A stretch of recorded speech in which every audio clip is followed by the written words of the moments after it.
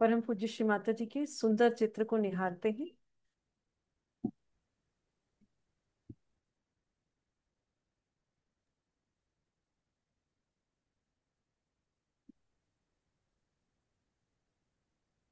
माँ से प्रार्थना करते हैं कि हमें सामूहिकता में ध्यान कराइए।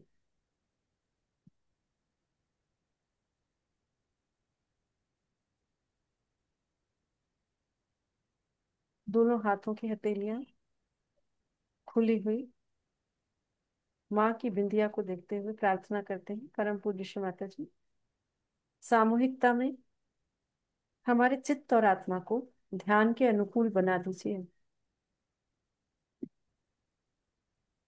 इंट्रोस्पेक्शन करते हैं अपना।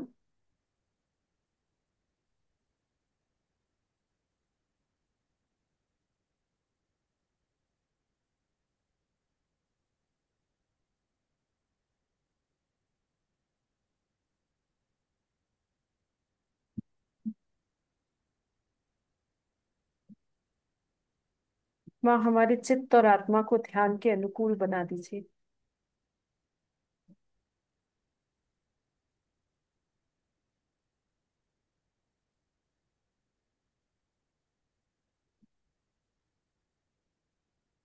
अपने राइट हैंड को जमीन की ओर करते हैं, पृथ्वी माँ पर। लेफ्ट हैंड श्री माता जी की ओर खुला हुआ। अपनी पीठ को संभवतया सीधा रखते हैं।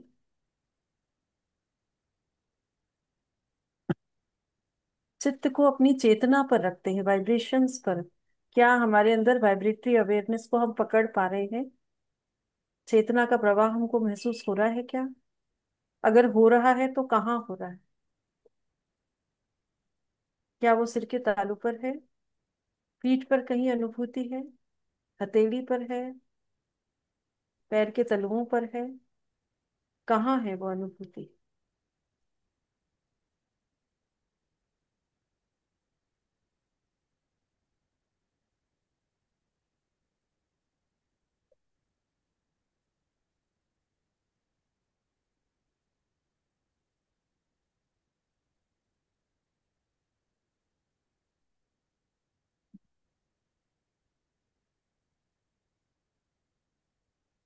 माँ हमारे भीतर चेतना के प्रवाह की अनुभूति दीजिए। माँ हमारा चेतना का प्रवाह महसूस होने दीजिए।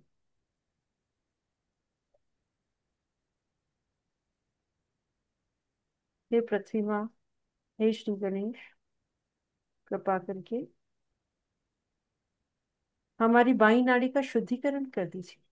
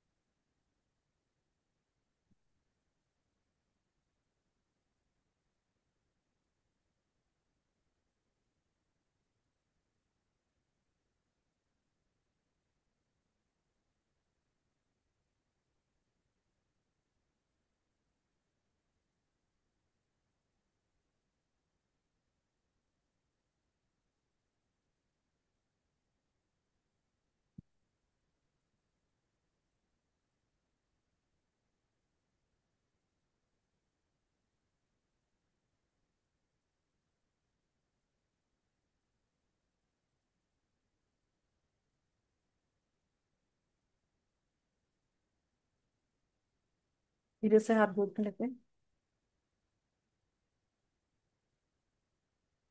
तो अपने दाहिने हाथ को अपने हृदय पर रख लेते हैं।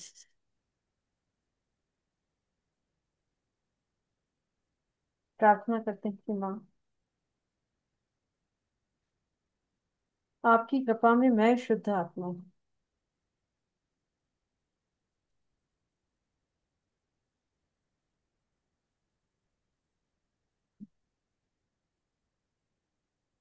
माँ आपकी कृपा में मैं शुद्ध आत्मा हूँ।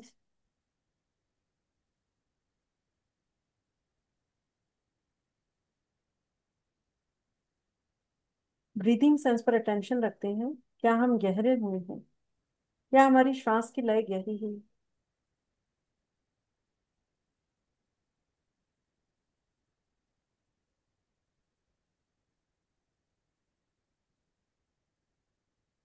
परम पूज्य श्री माता जी, आपकी पावन कृपा में मैं शुद्ध आत्मा हूँ।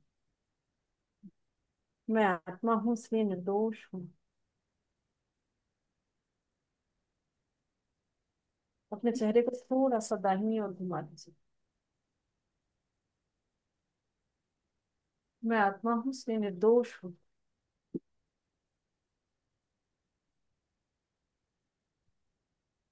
सीधा करते हैं। अब जो राइट हैंड हमने हार्ट पे रखा था उसी राइट हैंड को उठा के बैक आज्ञा पे रखते हैं।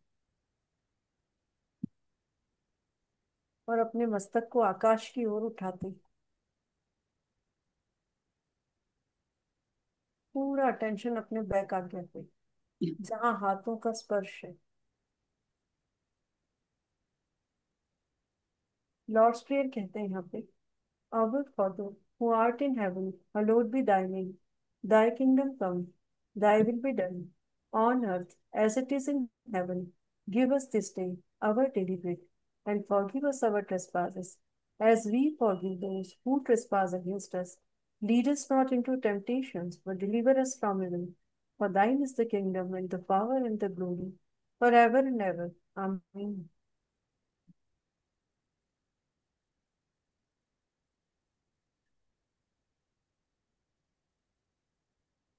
परम पूज्य श्री माता जी, आप ही स्वयं साक्षात महागणेश हैं।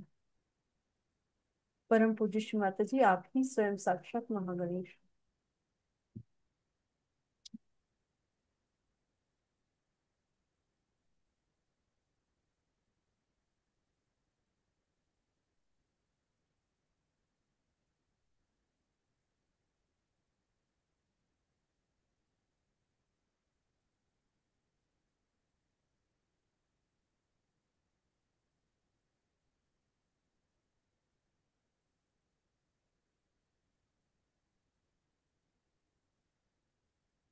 फिर राइट हैंड को उठाकर सिर के तालू पे रखते हैं।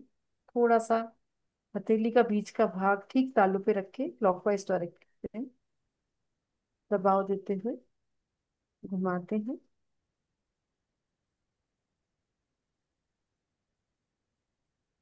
धीरे से हाथ को गोद में ले आते हैं।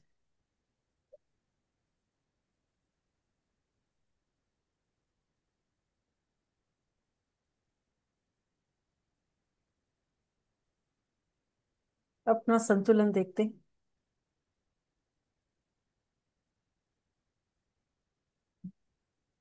लेफ्ट हैंड को कोहनी से मोड़ लेते हैं आकाश की तरफ।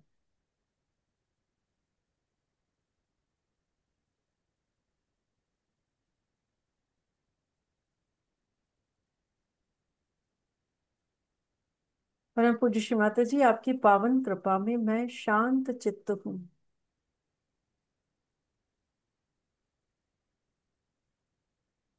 परम पूज्य श्री माता जी, आपकी पावन कृपा में मैं शांत चित्त हूँ। मैं स्थिर चित्त हूँ।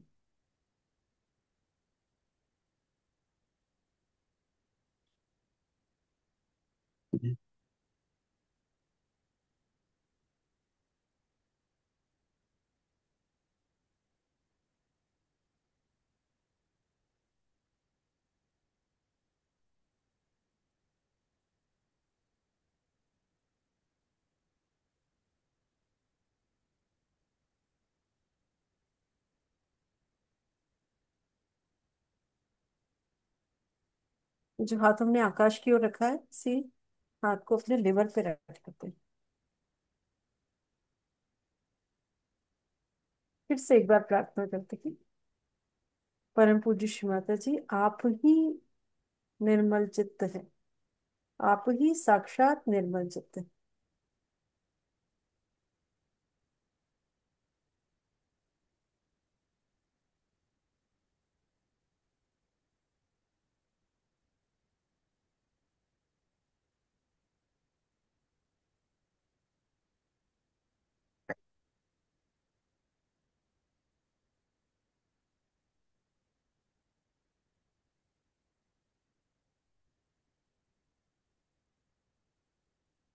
लेबर पे हाथ रखे हुए ही अपने चेहरे को थोड़ा सा बाईं ओर घुमाते हैं। राइट विशुद्धि पे थोड़ा सा प्रेशर देते हैं।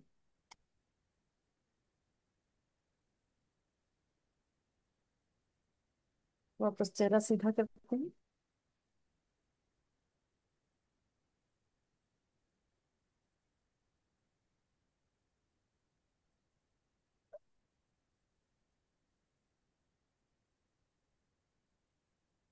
दोनों हाथ सामने रखते हैं। धीरे से सिर को श्री माता जी की ओर झुकाते हैं। नतमस्तक होते हैं।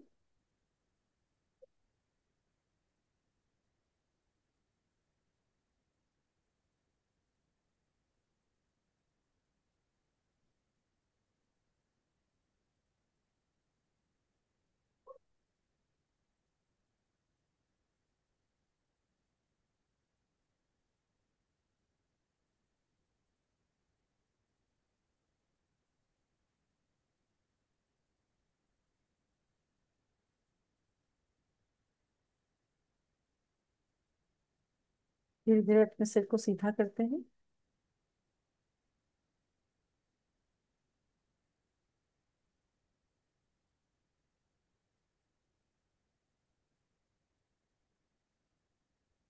राइट हैंड को सहस्त्रार से 1-2 इंच ऊपर रखते हैं।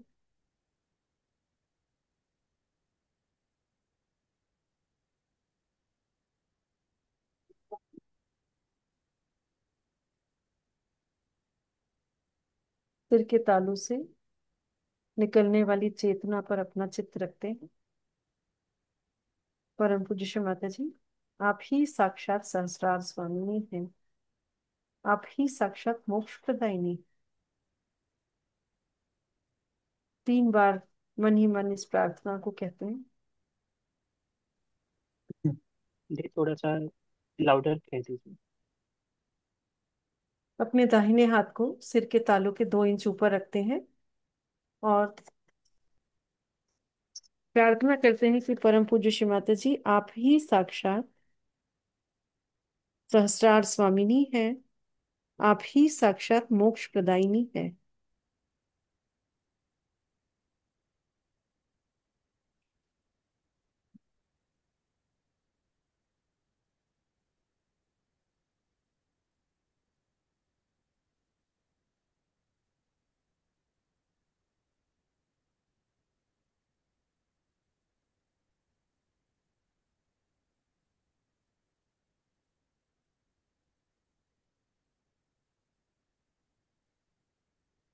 जो हाथ सिर के तालू के ऊपर रखा था, उस हाथ को सामने लाते हैं और दूसरा हाथ जो अब तक सामने था, बायां हाथ, उसे सिर के तालू से 2 इंच ऊपर लेकर आते हैं।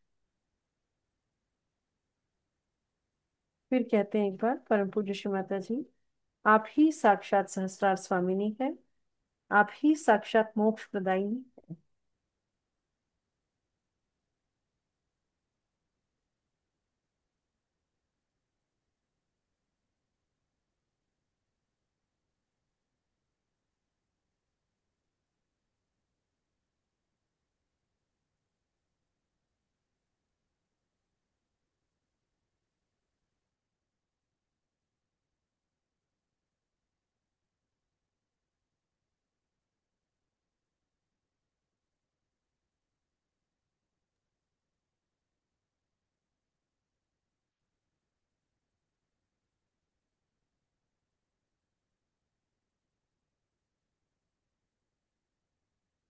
दोनों हाथ सामने लेते हैं। 3 सिद्ध मंत्र सहस्त्रार से अंदर लेते हैं।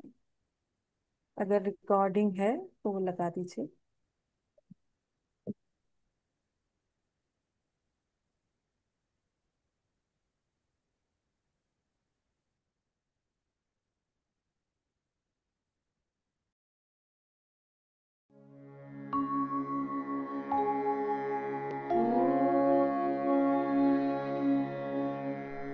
त्वमेव साक्षात् श्री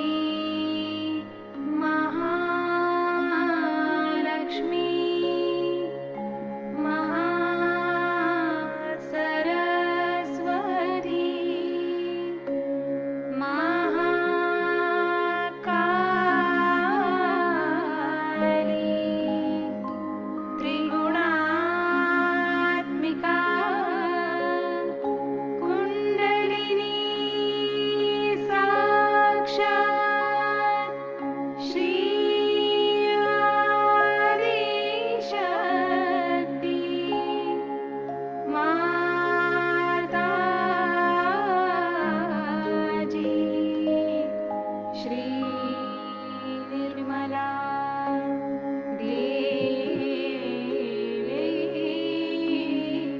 नमो नमः।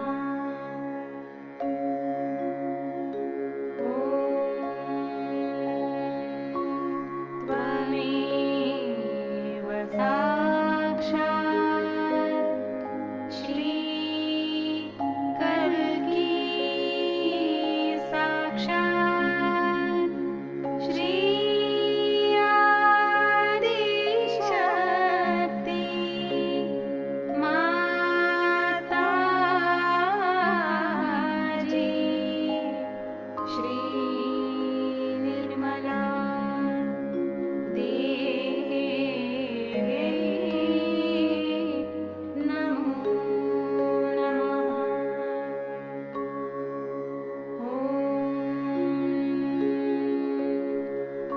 त्वमेव साक्षात्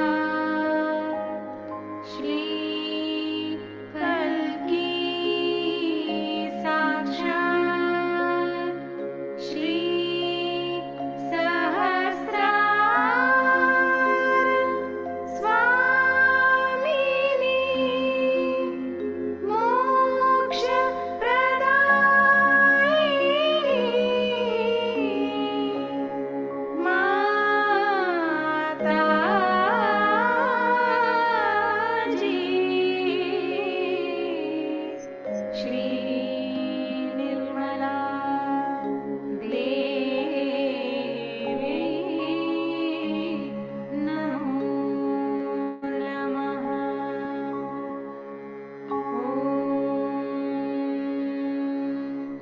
त्वमेव साक्षात् श्री गणेश साक्षात् श्री आदिशक्ति माता जी। श्री निर्मला देवी नमो नमः।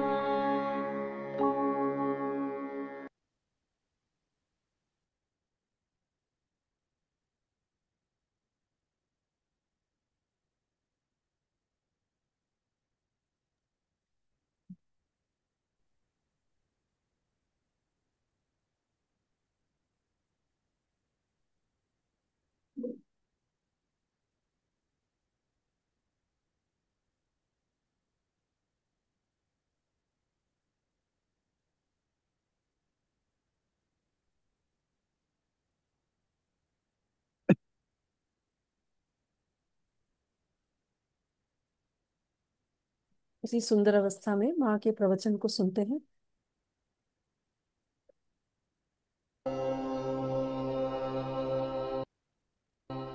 आज मैंने कहा सवेरे कि धर्म को जाने, अपने अंदर जो धर्म है उसको जाने। धर्म में खड़े हैं, जो आदमी धर्म में खड़ा है उसकी इतनी शक्ति होती है अंदर से, उस धर्म को जानिए। हाँ, कितना सुंदर, हम धर्म में खड़े। जो अधर्म में खड़ा उससे हमारा कोई मुकाबला थोड़ी, वो तो अधर्म में ही खड़ा। हम तो धर्म में खड़े हुए हैं, हमारा तरीका ही और है। जो धर्म में खड़ा है उसका तरीका और होता है, और जो अधर्म में होता है उसका और होता है। धर्म वाले के अधर्म वालों के साथ अपना मेल जोड़ ही नहीं सकता है। हमें हाँ तकलीफें हो रही, परेशानी हो रही, लेकिन हम तो अपने धर्म पे खड़े हुए ना, वो सबसे बड़ी चीज। अपने शक्ति को अंदर जानो जो सिर्फ धर्म स्वरूप है, और धर्म कुछ नहीं सिर्फ प्रेम है, और जब प्रेम ही सब कुछ है तो क्षमा उसका एक अंग ही हो जाता है। कितना कौन जुल्म कर सकता है, देखते हैं हमारे प्रेम के आगे। कितना कौन दुष्टता कर सकता है, कौन कितना घर का भेदी होगा, कौन कितनी तकलीफ देगा, कौन कितनी कृतज्ञता करे। करने तो प्यार के आगे सब चीज डूब जाए। यही एक तरीका कल युग में बैठता है, और तो मेरी कुछ समझ में नहीं आता। अगर आप सोचते पुराने कोई तरीके इस्तेमाल करें तो हो नहीं सकता। उसका एक कारण आप लोग जान लीजिए, मैंने पहले भी बताया और अब फिर बता रही हूँ कि पूर्णतया साधु और पूर्णतया संत संसार में नहीं है। हर एक संत साधु में भी इन लोगों ने एक एक राक्षस छोड़े। आपके चित्त में घुसे हुए हैं वो लोग। बात समझ में आई? अगर कोई साधु ही सिर्फ हो तो ठीक है, परित्राणाय साधुनाम विनाशाय च दुष्कृताम। पर साधु के साथ एक दुष्कृत बैठा हुआ है तो बहुत ही प्रेम से उसको अलग हटाना पड़ेगा कि नहीं। कितना कठिन काम है बताइए। आप साधुता में खड़े हैं कि दुष्टता में खड़े, या आप पर निर्भर है। लेकिन आप अगर साधुता में खड़े हैं तो अगर कोई दुष्टता चिपक रही तो उसको हटा भी सकते। लेकिन आज ऐसा शुद्ध जीव कितने हैं संसार में बताइए। डिग्रीज का फर्क है। और जो लोग साधुता की ओर जा रहे हैं वो साधुता को बटोरे, उनको उन लोगों से मतलब नहीं रखना चाहिए जो असाधु है। वो असाधु है, जो चोर है, बिलंदर है, उसका हमसे क्या मुकाबला भाई, वो चोर ही है और हम वो नहीं हो सकते, वो ये नहीं हो सकता, हम सबसे कोई मुकाबला हो ही नहीं सकता है। वो तो दूसरी लाइन पे चल रहा है, हम तो दूसरी लाइन पे चल रहे हैं। और धर्म में ही जागना सहयोग का लक्ष्य है और कोई लक्ष्य नहीं सहयोग का, सीधा हिसाब किताब है इसका। सहयोग का इस सब चीजों से बिल्कुल ही संबंध ही नहीं होता है। अपने धर्म में जागना है, अपने प्रकाश को पाना है, अपने को जानना है। कोई कहता माता जी क्या करें, चक्र को ऐसा चढ़ाए कि उंगली ऐसा घुमाए कि वैसा करें। सारे ये घुमाने फिराने में आदि गतियां हैं, प्राइमोर्डियल मूवमेंट्स हैं ये सारी जो मैं आपको बता रही हूं। आदि गतियां हैं प्राइमोर्डियल जो बनाई गई, लेकिन उसका अर्थ तभी होगा कि शुद्ध तरीके से चीज का प्रवाह हो ना। अंदर से अगर मिक्स्ड चीजें प्रवाहित है तो आप जब हाथ घुमाते हो तो उसके साथ मिक्स भी घूम रहा है। क्षमा के सिवाय शुद्धता अंदर नहीं आ सकती, और जब शुद्धता आएगी तो प्रकाश धर्म का फैलेगा, शुद्ध निर्मल। अर्थात जिसके पास धर्म है उसको प्रकाश में आना होगा, बोलना होगा, बताना होगा, लेकिन उसके हर व्यवहार में खुद उसको सोचना चाहिए कि धर्म दिखाई दे रहा है कि अधर्म दिखाई दे रहा है। इससे पहले, रियलाइजेशन से पहले मैं आपको लेक्चर देती तो बहुत गलत काम हो जाता, क्योंकि कंडीशनिंग होता है। और यही बात है कि सारे साइकोलॉजिस्ट ने धर्म को खत्म कर दिया और बता दिया कि जितने भी धर्म ये सिखाते ये नहीं करो, वो नहीं करो, वो नहीं करो, इससे कंडीशनिंग माइंड का होता है। ठीक बात, लेकिन अब नहीं होने वाला। अब जो भी आप चाहेंगे अपने मन से कर सकते हैं। There will be no conditioning at all, क्योंकि ईगो और सुपर ईगो के बीच में आपका चित्त ला के खड़ा करते। धर्म खुद ही उठ रहा है आपके अंदर, आप नहीं उठा रहे, उसका मार्ग आपने रोक लिया। और जो कुछ लौकिक जाना है आपने, जो कुछ भी लौकिक जाना है संसार में, ऐसा है वैसा है वैसा है, उससे आप अलौकिक का तौल नहीं कर सकते, अलौकिक का मूल्य उससे आप नहीं जोड़ सकती। या अलौकिक की बात मैं कर रही हूँ, आप लोग लौकिकता से उसको देखें। लौकिकता के 3 डायमेंशन खत्म हो चुके, चौथे डायमेंशन में जिसको घूमना है गहराई से, गंभीरता से चौथे डायमेंशन में चलने की बातचीत मैं कर रही हूँ। लौकिक चीजों से आप अलौकिक चीज का मूल्यांकन नहीं कर सकते। क्या सताया लोगों को? कुछ भी नहीं सताया। हम तो कहते हैं हम तो आराम से हैं। जैसे जैसे हमने अपनी अपनी तकलीफें देखी, जैसे जैसे लोग हमने देखे हैं कि उनके लिए जोड़े से गालियां नहीं मिलेंगी, आप जोड़े से उनका वर्णन नहीं मिल सकता, ऐसे ऐसे महादुष्ट। लेकिन समाज की स्थिति बहुत अच्छी है आज, और आपकी भी स्थिति बहुत अच्छी है। लेकिन अपने ही साथ छल कपट नहीं करो, अपने ही साथ छल कपट नहीं करो, सीधा हिसाब। सहयोग के साथ जो भी आप करें वो आप अपने ही साथ करें, हिसाब ये जोड़ लीजिए। हाँ, अब ये प्रश्न बहुत बार हो जाता है एडमिनिस्ट्रेशन में, ऐसा प्रश्न होता है कि क्या करें, ये ठीक है या नहीं। और इतना आसान है कि कोई सा भी डिसीजन लेने से पहले निर्विचारिता में जाओ, अपने आप डिसीजन सामने जो आ जाए वो करिए, कभी गलत हो ही नहीं सकता है। पर डिसीजन निर्विचारिता में स्पॉन्टेनियस होगा, और विचार में आपने अगर कर लिया तो वो बायस्ड होगा, क्योंकि उसमें आपका ईगो और सुपर ईगो दोनों काम कर रहे हैं। आपके जो कुछ भी संस्कार है, आप जो भी कुछ लौकिक कमाया है, वो आपके पीछे में खड़ा रहेगा। लेकिन जब निर्विचारिता में करिएगा तो एक अभिनव होगा, एक अलौकिक होगा, एक चमत्कारिक होगा, चमत्कार होगा। क्योंकि हिंदी में तो चमत्कारिक का अर्थ होता है बड़ा ऊंचा, और मराठी में होता है चमत्कारिक का अजीब सा। एक तो चमत्कारिक होगा मराठी वाला, और एक होएगा चमत्कारिक जो है वो हिंदी वाला।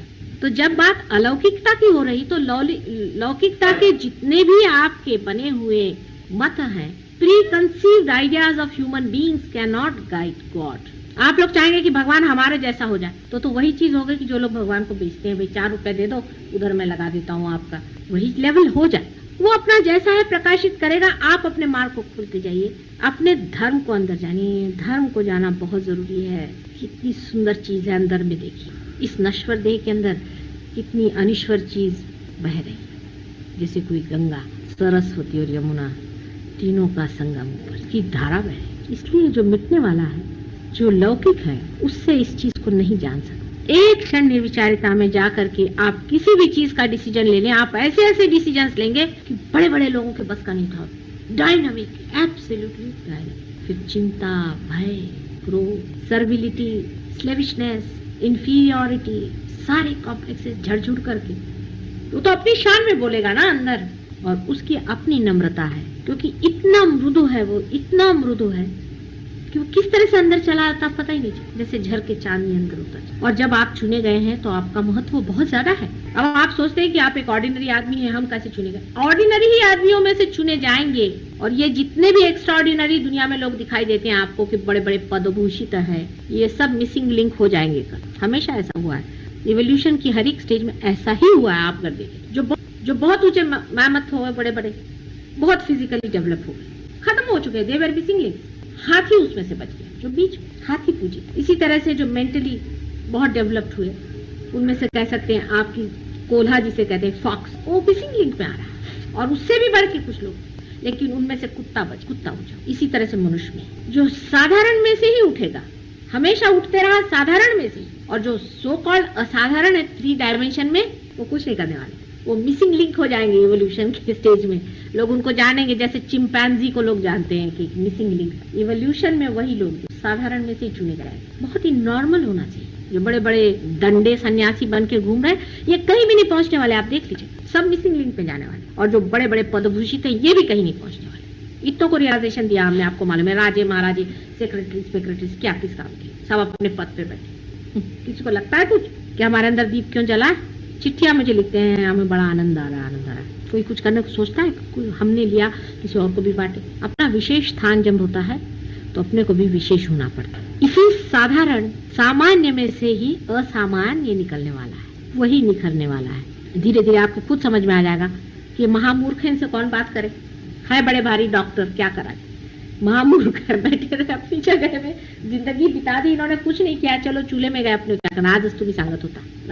अपना स्थान बहुत ऊंचा, और इस चीज का कोई एजुकेशन नहीं हो सकता। आपका कोई एजुकेशन नहीं हो सकता है कि मैं आपसे एजुकेट करूं बैठू करके, एबीसीडी सिखाऊं, नहीं। ये रोज के अनुभवों से आपको देखना चाहिए। और आज जो सवेरे मैंने बहुत पते की बात बताई, जो आपको जाना चाहिए कि सहज योग में आप समष्टि में, व्यक्ति में नहीं, आप समष्टि में है।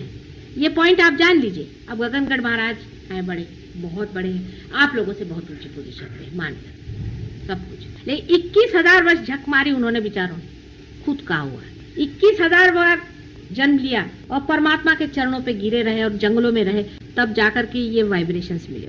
और आज तुमको खट से क्यों मिल गए भाई? क्योंकि एक नया संसार है, एक नई बात है।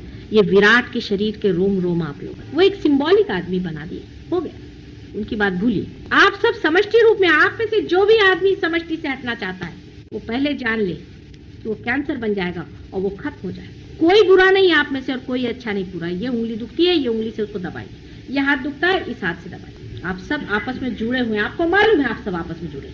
जब आप अपने बाधाएं शेयर करते हैं तो अपना धर्म क्यों नहीं शेयर करते? बाधा तो आप पट से पकड़ लेते हैं। काय हो बोला, धरलं का तुम्ही कुणाचा? ते पटकन आपण धरतो। बाधा तो पट से पकड़ लेते हैं, धर्म क्यों नहीं पकड़ते? क्या वजह है? सादी वजह यह है कि अभी हम चढ़ रहे हैं, छोटे हैं, बड़े हो रहे हैं। छोटे बच्चे हैं, पहले थोड़े जलेंगे, पहले थोड़े गिरेंगे, एक दिन जब बड़े होंगे तो अपनी उंगलियां पकड़ करके हजारों को चलाएं। अब छोटे हैं, ठगे जाओगे तो कोई हर्ज नहीं, छोटे हैं अभी आप, भोलेपन में रहो। लेकिन जो ठगा रहे हैं वो अपने को बहुत अकलमंद समझ रहे हैं, तो उनको पता होना चाहिए कि कैंसर बन के निकाल दिए जाए। वो एक मार्ग और भी है, जहाँ जो जाता है फिर लौटता नहीं। नर्क का भी एक मार्ग है, उस रास्ते पे बहुत से लोग चलते हैं, उनको पता ही नहीं। वो सोचते हैं माता जी के सामने आओ, उनके पाँव छू, उनके पाँव धो, तो हो गए बड़े समझ। वो भी एक मार्ग चल रहा है, साथ ही साथ सब चल रहा है। जब फूल खिलता है तो कली का जो कुछ गिरना है वो गिर जाता है, और फूल खिलता, और उसमें से सुगंध। जो कुछ पनपने का वो पनपता है, जो गिरने का वो गिरते जाता है। दोनों एक ही साथ चलता है। जीवन ऐसा ही पनपता, जिसको झड़ने का वो जीवन अपना ही उसको गिरा देगा, जो मरने का है, खत्म करने का वो कर देगा। लेकिन उनके भी स्टोरिंग का टाइम है, उसका भी स्टोरिंग का इंतजाम है। वो भी जाते हैं, और कुछ कुछ तो ऐसे जाते हैं कि वहां से लौट के नहीं। पशु योनि से मनुष्य बने, और क्या फायदा है कि मनुष्य होने के बाद जाकर आप कीड़े बनिए। आपस का कंपटीशन धर्म में रखें, हम क्या धर्म में हैं या नहीं, अपने बारे में ये सोचें, और दूसरों के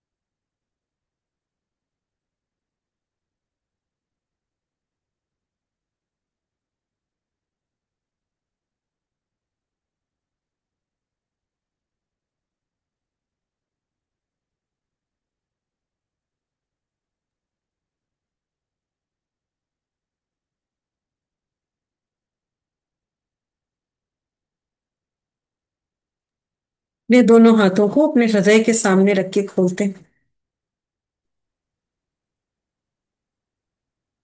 परम पूज्य श्री माता जी के चित्र को देखते हैं।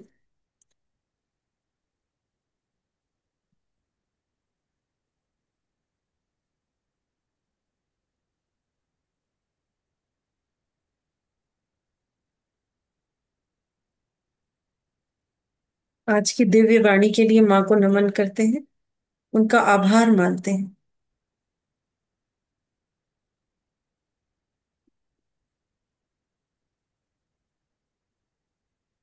सुंदर सामूहिकता के लिए माँ का आभार करते हैं।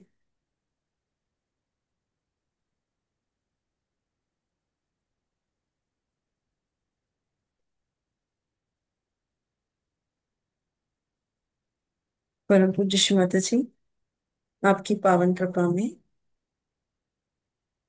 हमारा कल्याण होने दीजिए।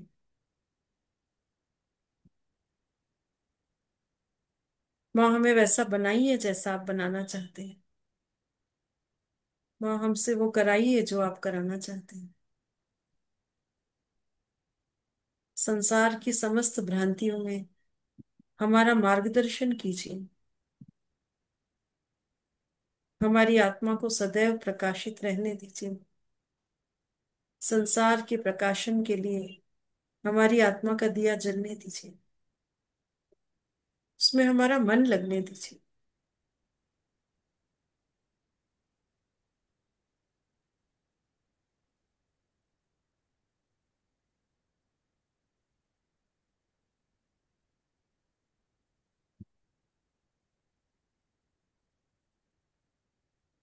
जय श्री माता जी। हाथ जोड़ते हैं, कुंडलिनी माँ का जागरण करके बंधन लेते हैं।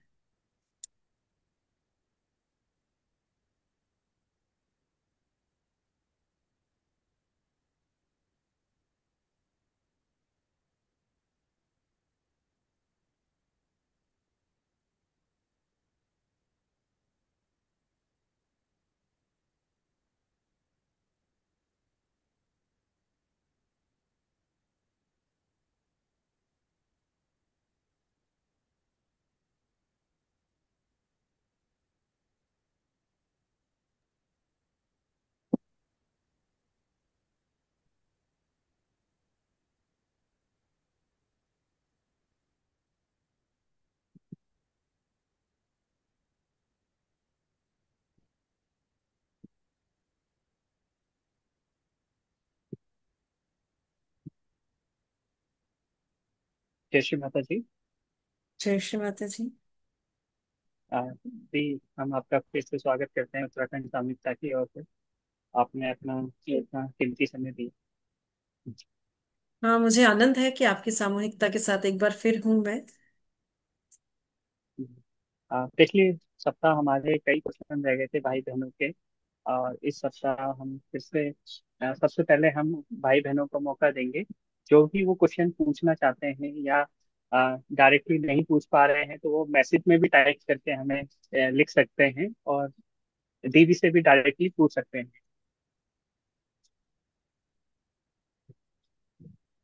कोई भी भैया या दीदी क्वेश्चन पूछना चाहते हैं दीदी से, तो वो पूछ सकते हैं।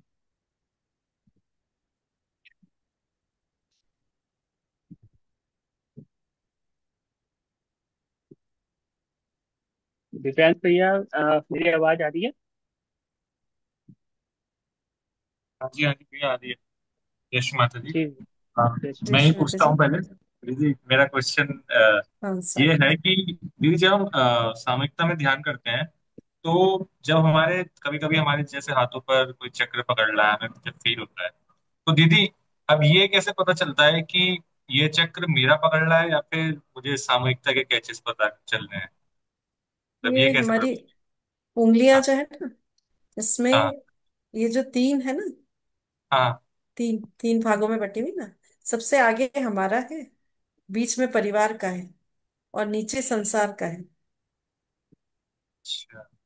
तो ये हमारा पकड़ रहा है, ये फैमिली मैटर है, या जैसे अपन कलेक्टिव में बैठे हैं तो कलेक्टिव का है। सहज कुटुंब हो गया तो वो सहज कुटुंब का है ना। अगर अपन ध्यान करा रहे हैं और इधर आ रहा है मतलब कलेक्टिविटी का आ रहा है। ये है तो ये पूरा ही समाज का है, यानी बाहर अंदर बाहर सब जगह ये दिक्कत आ रही है तो यहाँ पकड़ रहा होगा ऐसा। कभी सारा ही पकड़ रहा होता है तो सबका ही पकड़ रहा है, कभी सिर्फ हमारा है, सब जो जितने लोग बैठे हैं उनका है या हमारी फैमिली का है। तो हम कहाँ हैं उस पर डिपेंड करता है ना, कि वो किस तरह से है।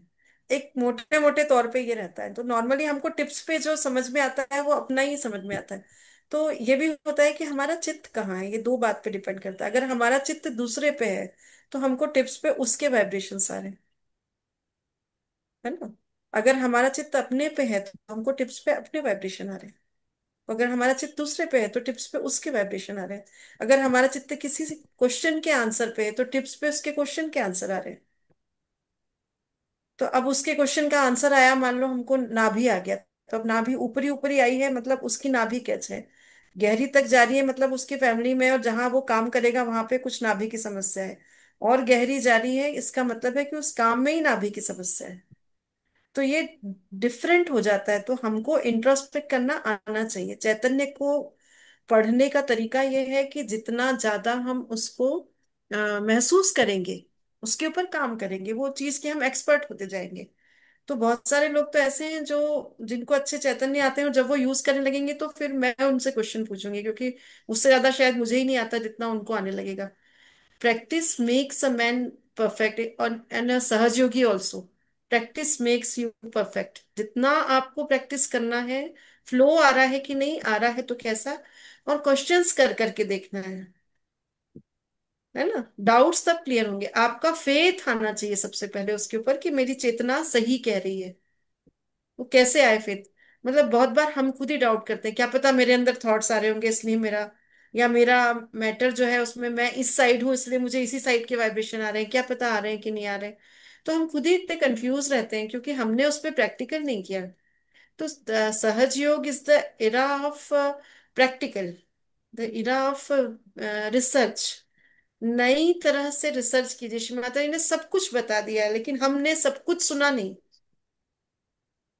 तो हमसे छूट गया है सुनना। तो पहले हम सुने, जैसे आज का लेक्चर जो है उसको सुनने के बाद क्वेश्चन के आंसर नहीं खत्म हो गए, जो उन्होंने कहा इतनी सारी बातें बहुत गहरी। तो हम सुने तो प्रैक्टिस करेंगे तो आएगा, बहुत अच्छा आएगा चीजें, और इसमें एक्सपर्ट हो सकते हैं। पर अगर अपने को समझ में आए कि अपने पास बहुत अच्छा इंस्ट्रूमेंट श्री माता जी ने दिया है, तो यूज कर करके एक्सपेरिमेंट और करके अपन प्रैक्टिस कर सकते हैं। पौधों को, बच्चों को वाइब्रेशन देके इस चीज को, फ्लो को बढ़ा देना चाहिए। सहस्त्रार खोलने की कोशिश करना चाहिए। सहस्त्रार खुलते से ही ये फ्लो बढ़ेगा। बढ़ेगा तो फीलिंग ज्यादा अच्छे से होगी, स्पष्ट समझ में आएगा, तो डाउटलेस में जाएंगे, है ना। जय श्री माता जी। Thank you. जय श्री माता। आशीष भैया, व्हाट डू यू? जी। जय श्री माता जी। जी। आज आपके आपसे बात हुई थी तो आपने बहुत सुंदर एक्सपीरियंस शेयर किया था कि कैसे आप फर्स्ट टाइम श्री माता जी से मिले थे पुणे में। तो जी वो आप समीक्षा से शेयर करना चाहेंगे? हाँ, पर कोई क्वेश्चन पूछ रहे हैं तो वो ज्यादा अच्छा है। मेरे एक्सपीरियंस तो कभी भी मैं सुना सकती हूँ, और वो जी अपने जी। हिसाब से लंबे या छोटे, आप टाइम अगर, मतलब मैं चाहती हूँ कि आप लोग पूछ लें आपको क्या पूछना है, या आशीष फिर। भैया, हाँ। दीदी हाँ सॉरी बोल। To cut you off. एक क्वेश्चन आया है चैट में वैष्णवी का। हाँ, अभी उसमें मैं देख रही वैष्णवी, थी क्वेश्चन। हाँ, पूछ रहे हैं वैष्णवी की how to control thoughts when you can not sleep. ये क्वेश्चन है वैसे। लिवर पे हाथ रख लो। चित्त अपना कहाँ है? जब आप सो रहे हो और नींद नहीं आ रही है, आपको विचार आ रहे हैं, तो उनसे लड़ाई नहीं करनी है, अपने लिवर पे हाथ रखिए। और ये जो अभी अपन ने प्रार्थना में क्या कहा, माँ आपकी कृपा में मैं शांत चित्त हूँ, है ना।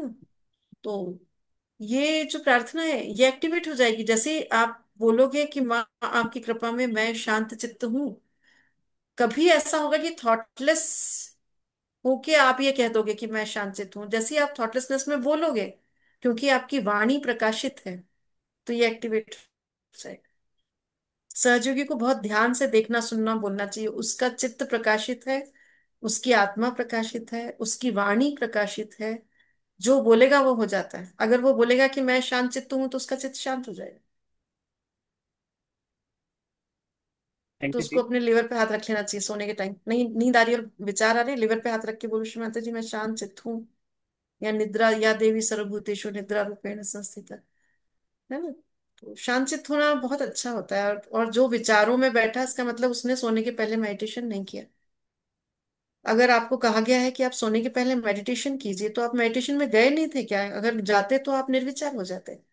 तो फिर कैसे विचार आ रहे हैं सोते समय? इसका मतलब आपने मेडिटेशन ठीक से किया नहीं, जिसको किया वो मेडिटेशन हुआ नहीं आपका। तो मेडिटेशन कीजिए और फिर सोने जाए, आपको पता ही नहीं चलेगा कब नींद आ गई, अगर आपने ध्यान करके और सोने गए तो। और जब भी विचार आते हैं सबसे पहले ध्यान कर लेना चाहिए, क्योंकि टाइम वेस्ट हो रहा है ध्यान करने के लिए, वैसे ही टाइम नहीं मिलता, तो यही राइट टाइम है। ऐसे ही सोचते रहेंगे उससे बेटर है कि ध्यान ही कर ले। फिर भी नहीं रुक रहा है तो माँ का लेक्चर लगा लो, वही सुन लो, उससे थॉटलेस हो जाओ। जय श्री माता जी। जय श्री माता दी, बहुत सुंदर। और कोई भैया या दीदी क्वेश्चन पूछना चाहते हैं तो कृपया करके पूछें। आई थिंक अमर अमर भैया, तो अच्छा कोई सी बात। जी जी। विनोद अंकल जी, आपके क्वेश्चन थे कुछ? अमर भैया कुछ पूछना चाहते हैं पहले। अमर जी जी। अमर भैया ये मैं तो वो एक्सपीरियंस ही सुनना चाह रहा था जो वो बता रहे थे। तो वो क्योंकि क्योंकि जब भी वो एक्सपीरियंस कोई बताता है तो वो उस क्षण में चला जाता है। उस समय जो आनंद आया होता है वो दूसरों को भी आता है। और बहुत हाँ सारे ये आजकल बात सही। उस एक्सपीरियंस से ही छट जाते हैं। जिन लोगों ने कभी श्री माता जी को देखा नहीं वो भी उस आनंद को अनुभव कर पाते हैं। तो वो ही एक्सपीरियंस अगर वो बताएं तो वो बहुत अच्छा रहेगा, यही रिक्वेस्ट है। हाँ, बहुत सुंदर अनुभूतियां हैं कि आपने श्री माता जी को पहली बार कब देखा, है ना। तो अपने साथ रहते, उन्होंने दो तरह के क्वेश्चन पूछे थे उस दिन, आशीष और मैं बात कर रहे थे। तो कह रहे थे आपने श्री माता जी को पहली बार कब देखा? तो पहली बार तब देखा था जब श्री माता जी का 75वां जन्मदिन था। 75th बर्थडे दिल्ली में मनाया था माँ का, और वो चला था 7 दिन लगातार, 7 डेज का फेस्टिवल था वो।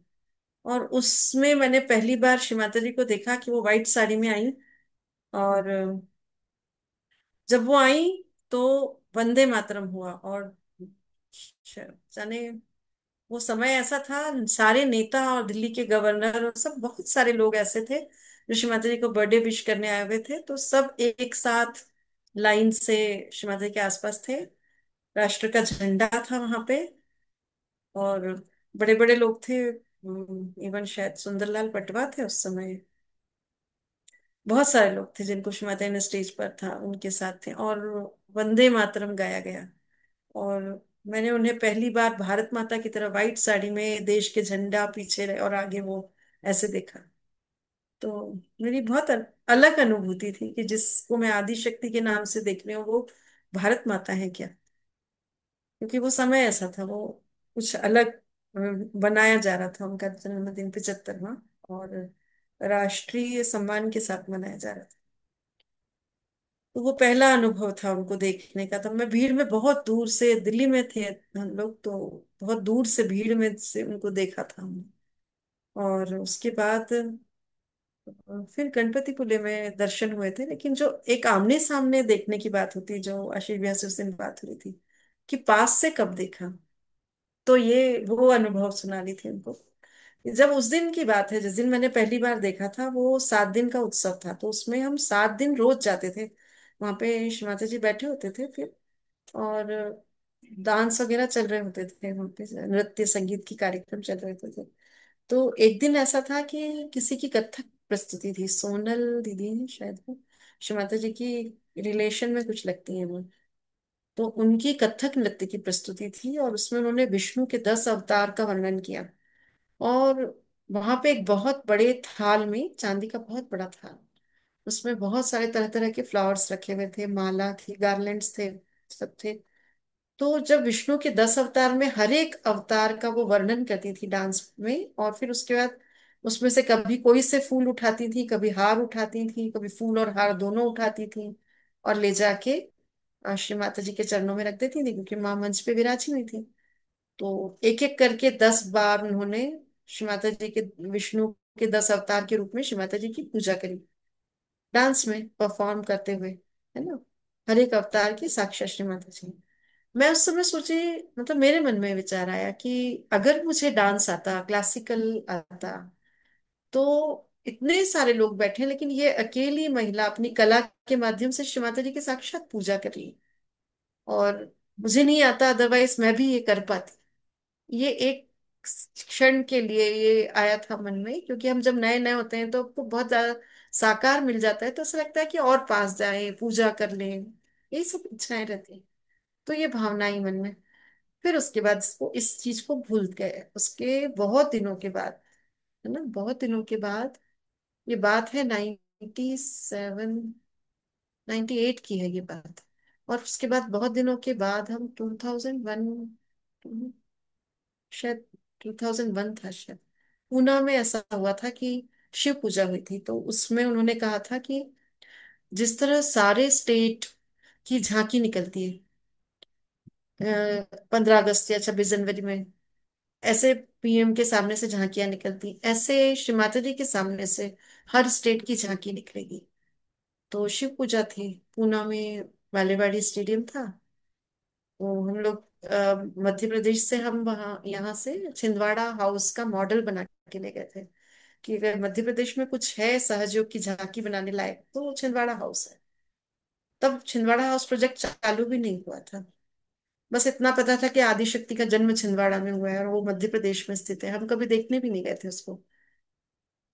फिर जब ये प्रोजेक्ट बनने लगा, जब वो का मीटिंग बैठी,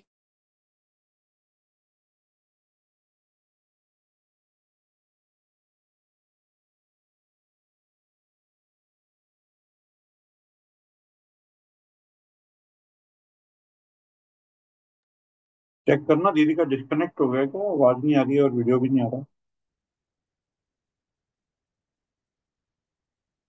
वेट करके दोबारा से कनेक्ट करवा लेते हैं, फिर शुरू करते हैं। अच्छा।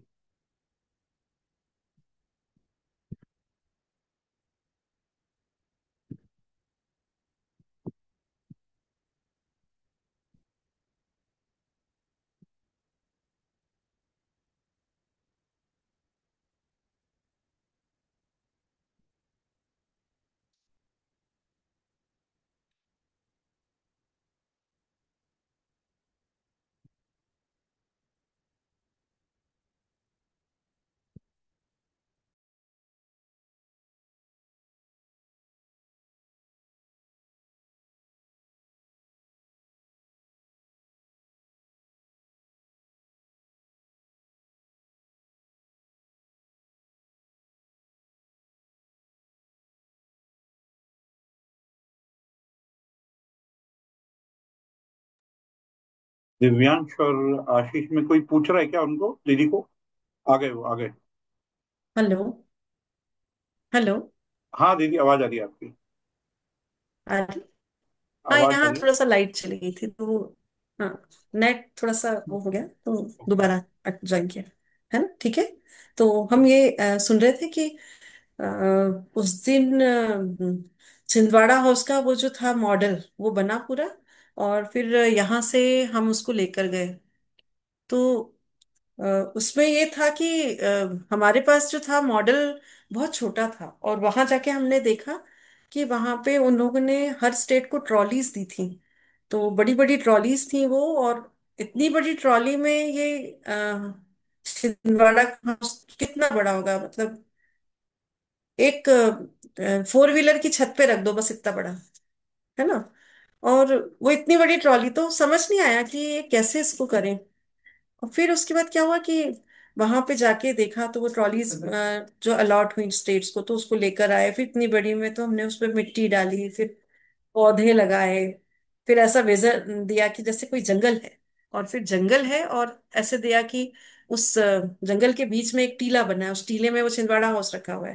ये मेरा बेटा उस टाइम डेढ़, ढाई, 2 ढाई साल का होगा, तो उसको हमने उसका पहरेदार बना के, हाथ में डंडा पकड़ा के, धोती कुर्ता और साफा पहना के उसको बिठाया।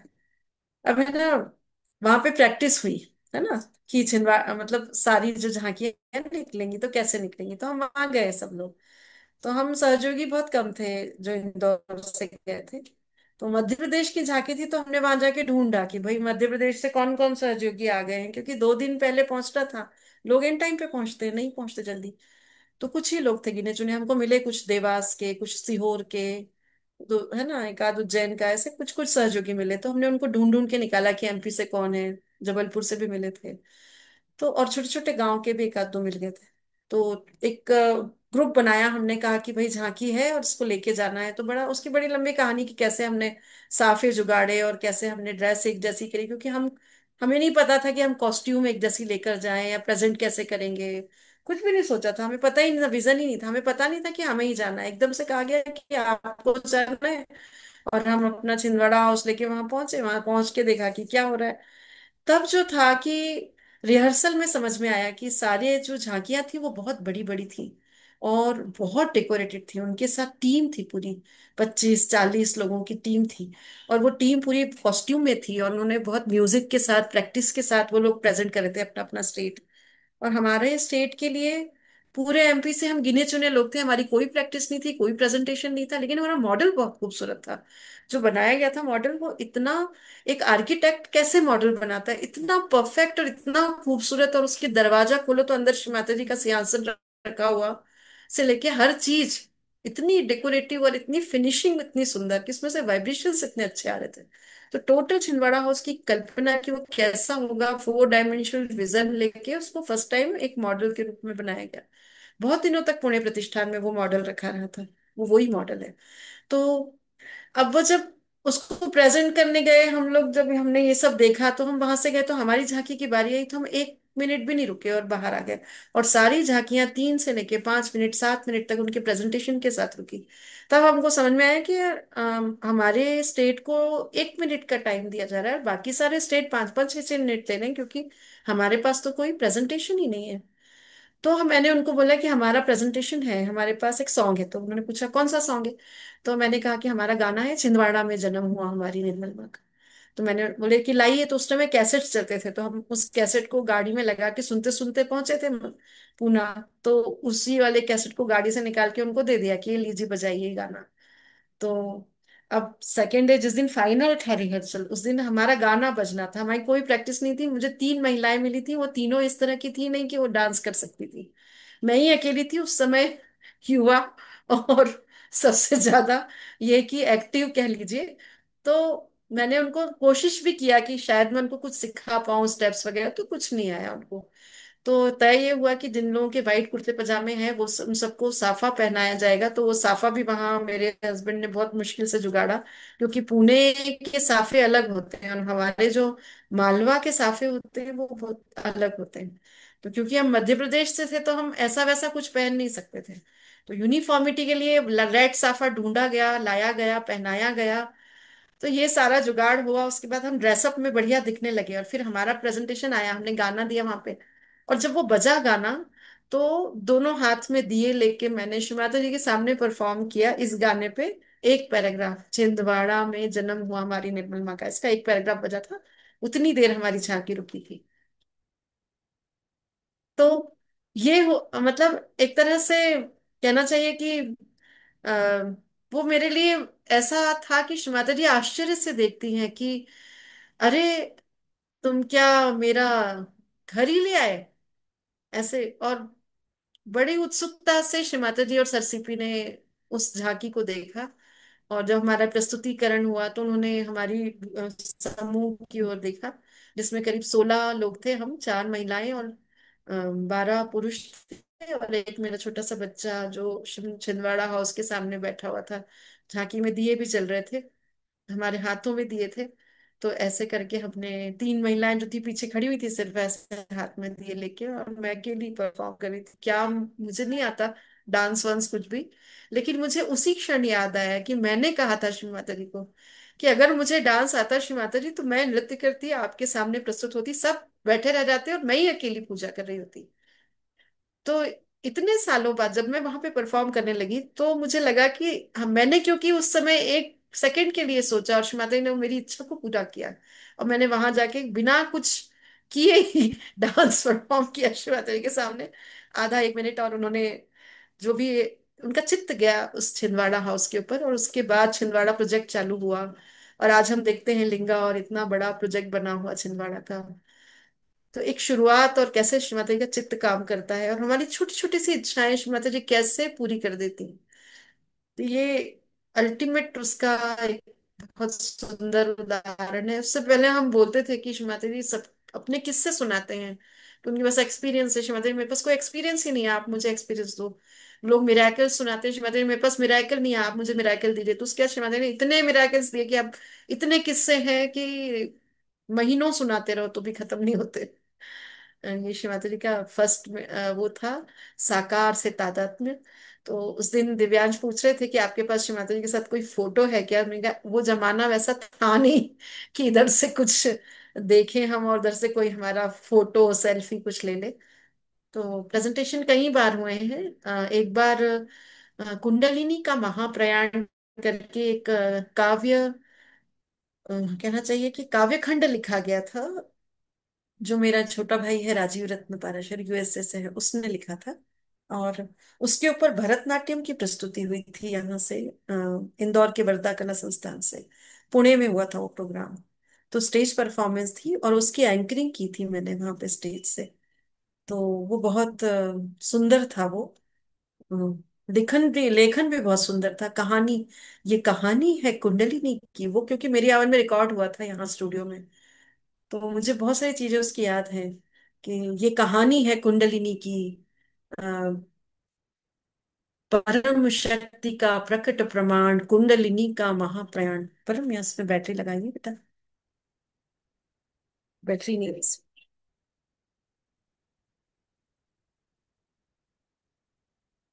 तो वो बहुत सुंदर वर्णन था। ले कल के बल 3.5 मेरुदंड पर थी आसीन, इस तरह से। तो ऐसे कई एक्सपीरियंस हैं जिसमें श्री माता जी के सामने प्रेजेंटेशन हुए और बड़ा आनंद था इसका। बहुत सुंदर थी, बहुत ज्यादा, बहुत अति सुंदर था। अब मैं नेक्स्ट क्वेश्चन आपसे पूछना चाहता हूँ। जैसे हमारे उत्तराखंड में सेंटर पे नए लोग आते हैं तो उनमें बहुत ज्यादा भूत बाधा की प्रॉब्लम्स होती हैं। तो ऐसे अच्छा, उन लोगों के साथ हमें कैसे व्यवहार करना चाहिए और कैसे उनकी वो समस्या को दूर करना चाहिए? पोजीशन जो है, तुमने कभी निर्मलांजलि देखी है पुरानी वाली? उसमें जी। लिखा हुआ है Shrimati, greatest position you have is your mother. ये लिखा हुआ है उसमें। पुरानी निर्मलांजलि देखना, यहाँ दिख नहीं रही उनसे, मैं दिखाती। अरे, जो नेगेटिविटी है किसी में अगर हो तो पहली बात तो डरना नहीं चाहिए। जो हमसे डरता है, अगर शेर हमसे, मतलब हम शेर से डर रहे हैं और शेर हमसे डरने लगे, कैसा लगेगा? है ना? तो हम शिव माता जी के शेर हैं। अब हमको पोजीशन से डरना नहीं है क्योंकि वो बहुत वीक है। आदि शक्ति के सामने वो बहुत वीक है। और आदि शक्ति के बॉडी के सेल हैं हम। तो अब है ना, अगर सेल डर गया तो उनकी बॉडी के अंदर वहां वाइब्रेट करेगा वो डर के मारे। है ना? आप कहीं ना कहीं उनकी बॉडी का हिस्सा, वो विराटांगना है। विराटांगना के बॉडी में आप सेल हैं। अब आप सोचो वो सेल डर रहा है, वो हिल रहा है, वो वहां से वाइब्रेट कर रहा है, आदिशक्ति का चित जा रहा है उस पर, ये क्या हो रहा है ना? आप वहां स्ट्रांगली रहो क्योंकि आप, you are the part and parcel of the whole. तो जब आप होल के पार्ट एंड पार्सल हो तो आपको डरने की जरूरत नहीं। पर यह डर निकालना। दूसरा, जब नेगेटिविटी किसी के अंदर आती है और वो अगर आपके सामने रियलाइजेशन ले रहा है, तो वो पोजीशन निकलते हैं उसके बाहर और निकल जाते हैं। उस माता जी उनको खींच लेती है। ऐसे टाइम ध्यान रखना चाहिए कि कैंडल और दिए जलते रहें और उनकी लौ अच्छी बड़ी रहे, बड़ी लौ के। हम लोग कैंडल्स बोलते हैं यूज करना है तो पतले से कैंडल को ले आते हैं और जला लेते हैं। जबकि होना ये चाहिए कि एक मीडियम साइज का एक कैंडल होता है जिसकी फ्लेम थोड़ा, इतनी बड़ी सी फ्लेम आती है। वो जो एक बैलेंस कैंडल होता है, बहुत मोटे भी नहीं चाहिए, बहुत मोटे कैंडल में भी पतली सी लौ आती है ना? ऐसे कैंडल होते हैं जी। जिसकी कैलेंडर, मतलब कैंडल बैलेंस्ड है, उसकी लौ एक लंबी सी है। ऐसे वाले कैंडल जो है वो हमारे लिए काम के हैं बहुत। वो हमारे क्लियरेंस में भी बहुत काम आते हैं और मेडिटेशन में जब हम रियलाइजेशन देते हैं किसी को, तो कैंडल जरूर जलाना चाहिए। जहां पे बहुत सारे सेंटर्स में मैंने देखा है कि दिए जलते हैं, साथ में कैंडल भी जला के रखते हैं वो लोग जब मेडिटेशन करते हैं। बहुत सारे सेंटर्स ऐसे हैं जहाँ पे कैंडल को यूज ही नहीं करते। करना चाहिए। तो ये बहुत अच्छा तरीका है कि आप कैंडल भी जलाइए, हमेशा वहां कैंडल रखिए। और जब रिलाइजेशन दो तो कैंडल जला के रिलाइजेशन दो। उससे नेगेटिव जो फोर्सेस हैं वो अग्नि के कारण वो उनको वो सप्रेस होती है, उनकी शक्ति कम हो जाती है, और वो उस बंदे को रियलाइजेशन हो जाता है, वो निकल जाता है सब। और नहीं तो ये वाइब्रेटेड वाटर होता है, ये छीट देने से भी बैलेंस में आ जाते हैं, है ना। तो जो है सो निकलने वाला है, उसके साथ वैसा ही व्यवहार होना चाहिए जैसा एक बीमार के साथ करते हैं। एक रोगी के साथ आपको कैसे सहानुभूति होती है। तो किसी व्यक्ति को नहीं पता है और जाने अनजाने उसके अंदर भीतर कुछ समा गया है, तो उसके कारण वो दोषी थोड़ी है, उसके कारण उसको नहीं पता कि उसके भीतर क्या है ना। तो हमारी स्थिति वैसी होनी चाहिए कि एक मतलब करुणा का भाव उसके लिए होना चाहिए, क्योंकि हमारी करुणा से चेतना का प्रवाह होता है, बनता है। करुणा पता है क्या है? प्यार जब बड़ा होता है तो करुणा में बदल जाता है ना। जैसे मैं अपने बच्चे को चाहती हूँ, ये प्यार है, सेल्फिश लव है ये, क्योंकि मेरा बच्चा है।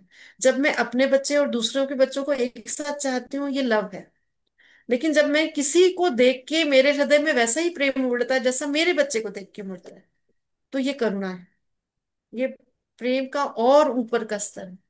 तो करुणा जो है वो हमारे भीतर जब होती है तो हमारे भीतर से वाइब्रेशंस निकलते हैं, हार्ट पे से वाइब्रेशंस निकलते हैं जब हमारे हृदय में करुणा होती है। तो हमको अपने मेडिटेशन को डेप्थ में लाना चाहिए। प्यार जब करुणा में बदलता है तो वो आनंद देता है।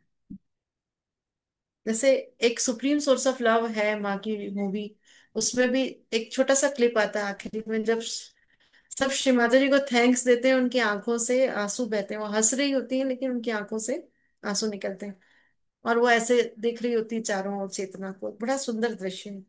तो ये करुणा की पराकाष्ठा है कि वो सहयोगी बहुत उनको प्यार कर रहे हैं, और उस प्यार के रिफ्लेक्शन में श्री माता जी के अंदर से करुणा निकल के बाहर आ रही है सबके लिए।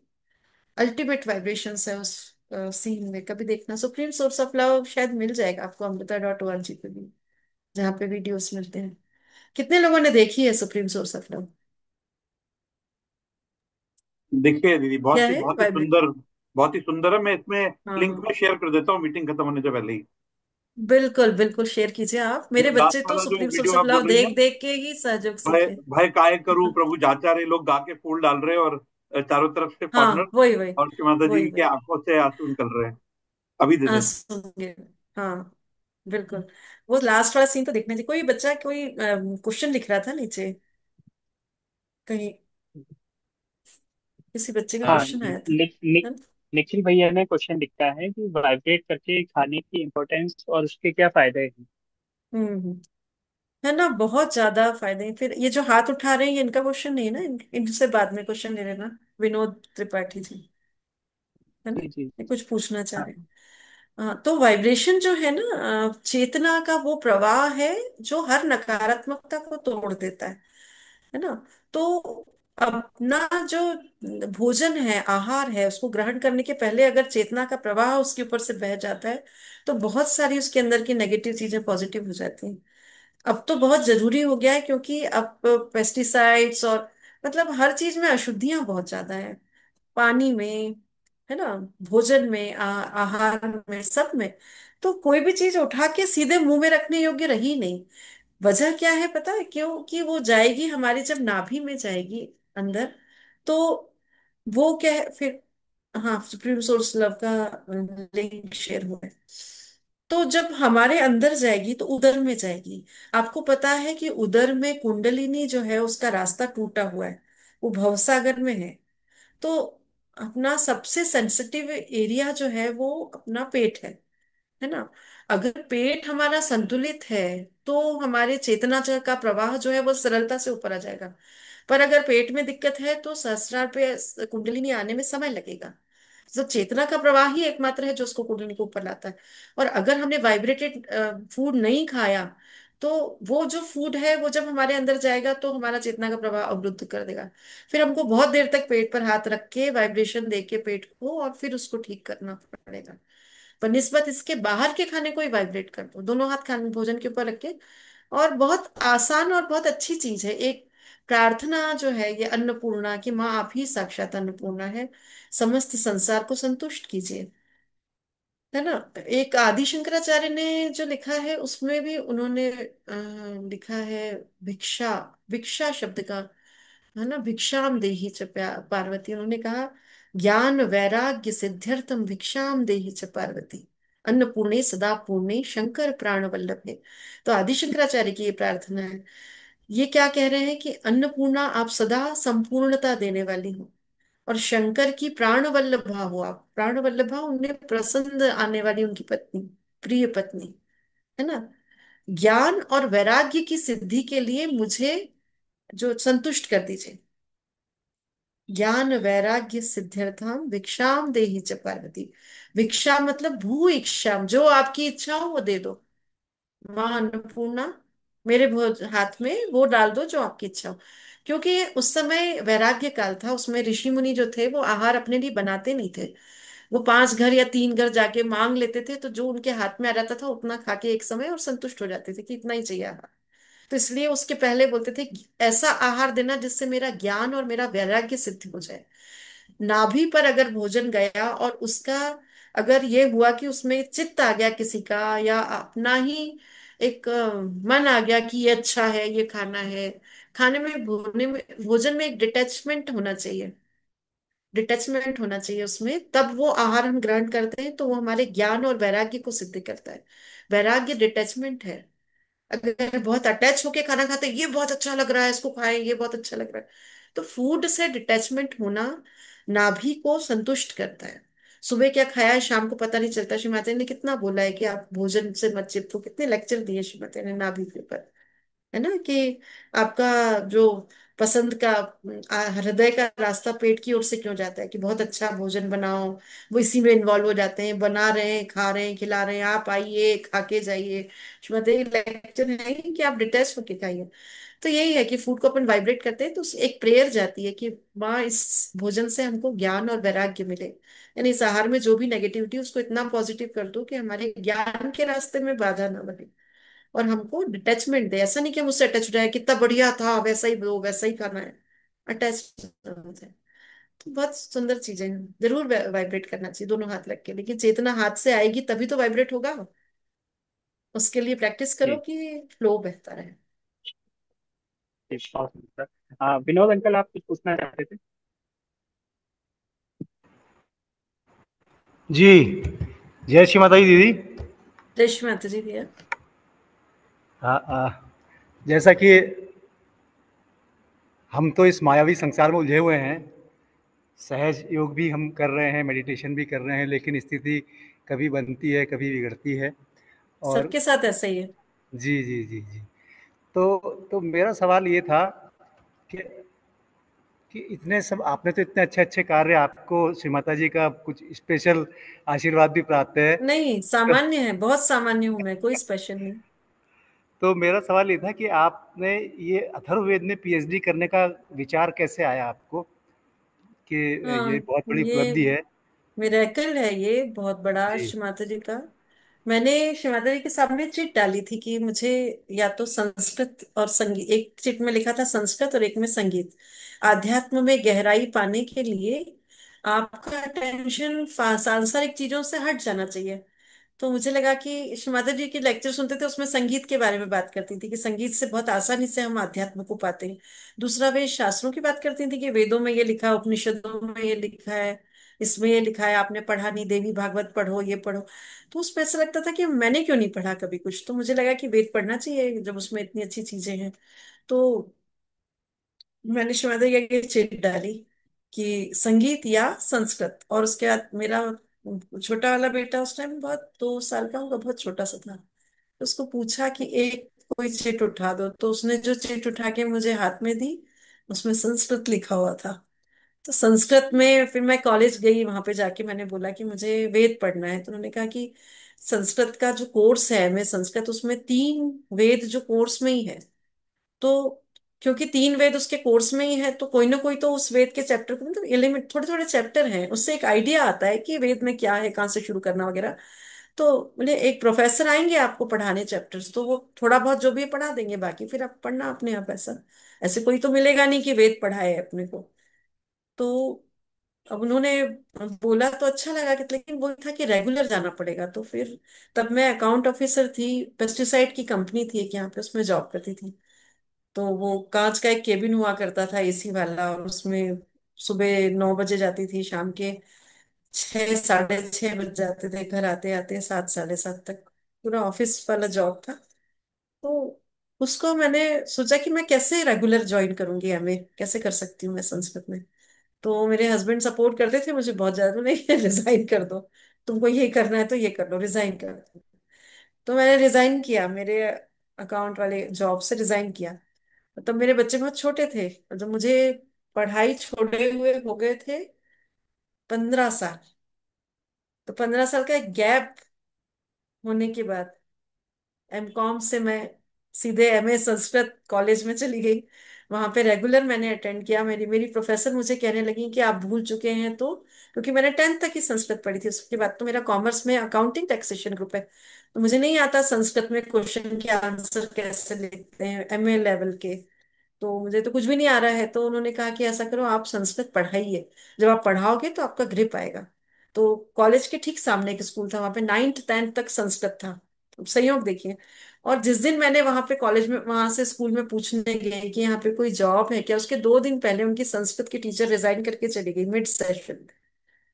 और वो उनके लिए जैसे लॉटरी लग गई ना, ऐसे उन्होंने मुझे ऐसा स्वागत किया मेरा। और मैं वहीं फिर मैंने अपने छोटे वाले बेटे का उसी स्कूल में एडमिशन करा दिया, तो वो वहां पढ़ता था, मैं वहां पढ़ाती थी।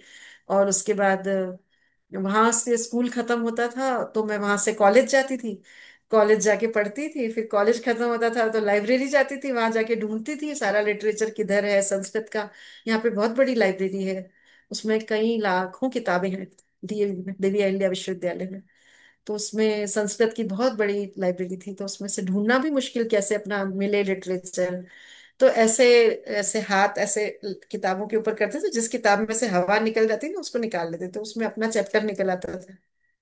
फिर जिसमें ऐसे लग रहा है कि अरे बेकार है बेकार है, कितनी किताबें खोलें, क्योंकि टाइम वेस्ट होता है। आपके पास 1 घंटा है, आपका बच्चा आ जाएगा स्कूल से, क्या ही करोगे, किताब है नहीं पढ़ने को, टाइम किधर है।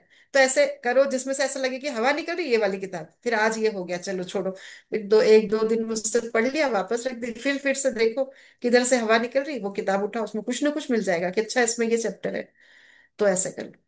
तो ये ऐसे करके वहां से बुक से, क्योंकि मेरी प्रोफेसर ने बोला था कि तुम है ना, वो जो 2020 वाली सीरीज है उससे मत पढ़ लेना, अगर तुमको पढ़ना है ना तो किताबों से पढ़ना।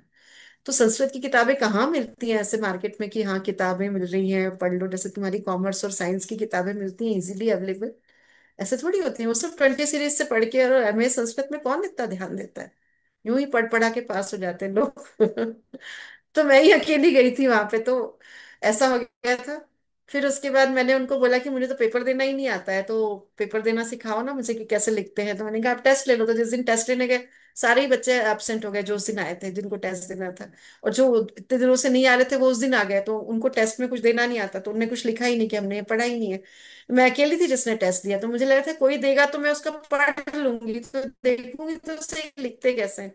मगर कोई था ही नहीं, तो मैंने उनको अपनी कॉपी चेक करवाई, उन्होंने बहुत सारी चीजें उसमें बताई कि ऐसे नहीं ऐसे करो। तो जैसे एनी हाउ करके मैं एग्जाम देने के लिए थोड़ी तैयार हुई, तो फिर एक दिन बहुत निराश सी बैठी थी, तो एक सहयोगी आए तो कहने लगे कि तुम्हें नहीं मालूम लाइब्रेरी में जो टॉपर्स रहते हैं उनकी कॉपीज रखी रहती हैं, तो तुम्हारे पास 5 साल के क्वेश्चन पेपर रखे हैं, तो इनके आंसर उन्होंने कैसे लिखे हैं जाके मिला लो। तो मैंने कहा ये भी गुड आइडिया। तो मैं उसी टाइम उठ के सीधे लाइब्रेरी चली गई, वहां पे देखा कि उस जगह पे तो कोई आता ही नहीं, वहाँ खाली जगह पड़ी हुई है। ये कितनी अच्छी जगह है, टॉपर्स की कॉपी रखी है, यहीं बैठ के लिखते जाओ, नोट्स बनाते जाओ, इनने क्या लिखा है, ये क्वेश्चन, ये रहे 5 साल के पेपर, ये रहे इनके आंसर, कहाँ दिमाग लगाना है। वहीं से सब कर कुरा के और वहीं से ऐसे करके तैयारी करी और पेपर दे के आई। तो उसके बाद मेरी प्रोफेसर, जब कॉपी करेक्शन हुआ, हमारा रिजल्ट आया, तो मेरी प्रोफेसर मुझसे कहती कि तुमने प्रीवियस में टॉप कर लिया, क्योंकि दोनों साल मिला के होता है तो 8 पेपर होते हैं, तो 4 पेपर मेरे जो चेक हुए, और जो सीनियर्स थे फाइनल के, उनके 8 पेपर हो गए, चार और ये चार मिला के, तो वो लोग फाइनल में टॉपर का रिजल्ट निकलता है, पर प्रीवियस का के हिसाब से जो 4 पेपर थे, तो उन्होंने एक गणित बता के मुझे देखा कि तुमने तो कॉलेज में टॉप कर लिया। तो फिर मुझे लगा कि अरे ये कैसे हो गया, जबकि मैं तो इतना डर रही थी। मैं श्रीमती को बार बार बोला कि माँ मेरे बच्चों के सामने मुझे पास कर देना, ऐसा नहीं हो बच्चे हंसे कि मम्मी फेल हो गई। तो एक अच्छा मॉडल रखने के लिए, क्योंकि मेरे बच्चे छोटे थे, एक नर्सरी में था और एक 5th में था, तो ऐसा हुआ। फिर उसके बाद जब मुझे गोल्ड मेडल मिला 2009 में, तो राज्यपाल वगैरह आए थे, मेरे मदर फादर भोपाल से आए कि बेटी को स्वर्ण पदक प्राप्त हो रहा है भाई। तो मेरी फैमिली में जश्न का माहौल था। और सब लोग वहां गए। वहां पे कन्वोकेशन सेरेमनी हुई। उसमें राज्यपाल शपथ दिलाता है, तो उन्होंने शपथ दिलाया कि पढ़ाई तब तक अधूरी रहती है जब तक कि आप खुद की किताब न लिखो। दूसरों की किताबें पढ़ के रख ली, ये विद्या नहीं है। विद्या तब पूरी होती है जब दूसरों को पढ़ के अपडेट करो और आप अपनी बुक प्रस्तुत करो कि अब ये पढ़ो। इसको बोलते हैं शिक्षा का पूरा होना। उन्होंने इतने अच्छे से समझाया, बाकी बच्चों को पता नहीं समझ में आया कि नहीं आया, मुझे कुछ ज्यादा ही समझ में आ गया। आखिरी में उन्होंने शपथ दिलाई तो मैंने शपथ ले ली हृदय में हाथ रख के। अब मैं सहयोगी हूँ, बड़ी ईमानदारी से शपथ ले ली कि मैं इसको अपडेट करूंगी। अब मैं क्या अपडेट करूं वेदों को? तो मेरे हस्बैंड कहने लगे तुमको पीएचडी करना चाहिए, मेरी प्रोफेसर कहने लगी पीएचडी करना चाहिए, टॉपर हो। मुझे समझ नहीं आया, मुझे पीएचडी करना चाहिए। ठीक है मैंने कहा, तो मैंने फॉर्म भर दिया वहां पे। मैंने बोला कि ठीक है मैं पीएचडी कर लेती हूँ, लेकिन सीट सी खाली नहीं थी। मैं जब जाती तब वापस आ जाती, ऐसे करते करते 1.5 साल निकल गए मेरे रिजल्ट आने के बाद। 1.5 साल निकल गए, मैं जॉब करती थी वो सब छोड़ दिया था मैंने।